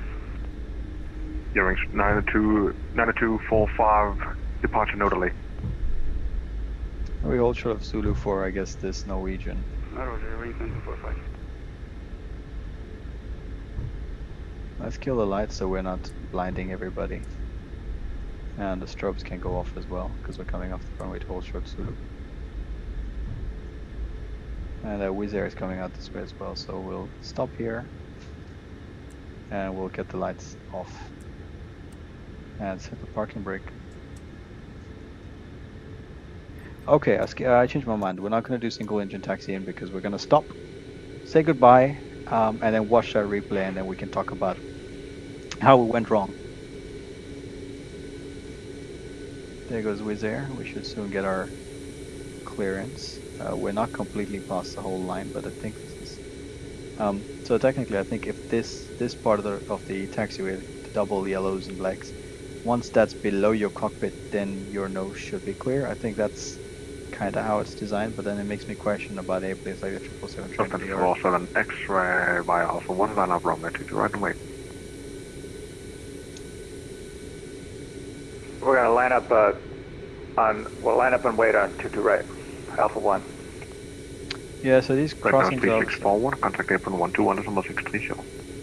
Apron 121630, right now it's 3601. Tak, have a good evening. I think that's how they say thank you, but tak tak. I have been to Copenhagen many years ago. I do not remember much of it. I went to Christiania. but that was before I was an airline pilot, so that's a good laugh. Sausage, how do you say this? The hot dogs were incredible. I was quite surprised by how a lot of Danish people just sounded American. Say hello to Apron. Kastrup Apron, hello, Red Nose 3641 on Kilo 3 Short Zulu. Red Nose 3641, Kastrup Apron, hello, taxi person Alpha 23 via Lima and Juliet. Alpha 23 via Lima and Juliet, Red Nose 3641. So straight ahead, and Juliet's a left turn, Alpha 23 is going to be a stand there. Brakes are released. Taxi and turn off lights can go on, and here we go. Yeah, I mean, I hope you all enjoyed the stream. That last part with the pressurization mode selector going on manual really sped things up. I do wonder if I'd gone back to auto if it would have fixed itself, but didn't. Obviously, both the alternate and the autofill made things a little bit difficult. Getting out 543, it's possible we could just request taxi on the Charlie 3 or Charlie 32. We were not close to. So GSX is passing out, so we'll let it pass out for a bit. And we can stop the recording. Is it possible we could just take stand the Charlie 3032, we need to go soon. Scandinavian 540, you can take Delta 1 in just a moment. Okay, road. Speedbird 8, Romeo, continue taxi via Victor and Sierra to stand Echo 22. Victor, Sierra, Echo 22, Speedbird 8, Romeo. Apron Red Nose 3641. 540, taxi to stand Delta 1 via Bravo and Romeo. The one via Bravo and Romeo. No way, master caution APU.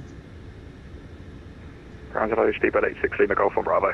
That shouldn't come on though. Speedbird 86 Lima Golf, Kastrup Apron, hello, stand by. Apron Red Nose 3641. Red Nose 3641, Kastrup Apron, go ahead. Yeah, sorry, I still have a default airplane on Alpha 23. Any chance we could squeeze into Alpha 20? Red Nose 3641 approved. Alpha 20, thank you, Red Nose 364. Okay, so note to self, get rid of, what do you call it, default aircraft. Ryanair 56 Papa, Kastrup Apron, hello, stand by.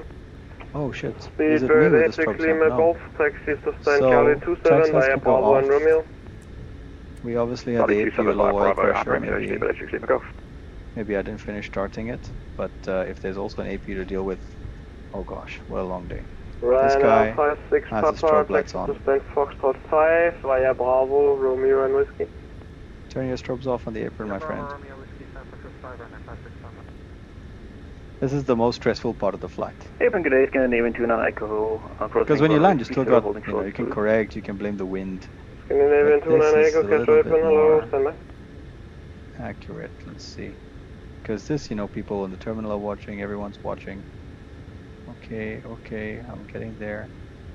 I think GSX is bringing me too close. Let's see. Another 5 meters, are you sure? Yeah, it's obviously wrong. I'm gonna stop here. I think I'm happy with this.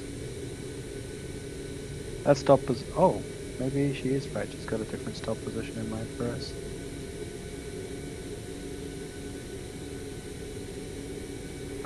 Scandinavian Something 29 like Echo, taxi to stand Delta 4 I need to update via my Bravo, GSX profile Victor and clearly. Sierra. So that, folks, is the end of the flight. It took Delta 4, us Bravo, Victor and 2 hours and Sierra 7 for minutes Scandinavian from 29 Echo. Nice to Copenhagen. It was alright, it was a good flight. And we're just now gonna conk out the event and take a look at that landing. It was not great. So let's disconnect. I think I'll leave a thank you note on their Discord. And because they seem quite busy and I can't thank everybody. And I feel like it's not fair to thank just the one person, And now that we have disconnected from VATSIM, there's nobody else around. We were not going to do the shutdown flow. The APU did end up coming on. Let's get all the lights on as we did before for our landing, and we'll just watch that replay. Again, I tell you, it's not my finest work. At some point it was a bit heavy, let's say, with quite a bit of side loading. I wouldn't call it a hard landing, I would call it a reminder to stay humble. That's how I would rate the landing, let's say. All right, we're just waiting for the flaps to come out, and I think we can go ahead and watch that replay now.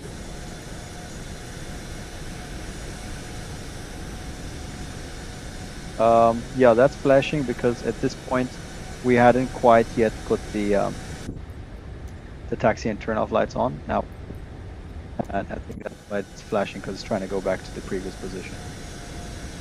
Is that the horizon bridge? I don't know why I thought it was on this side.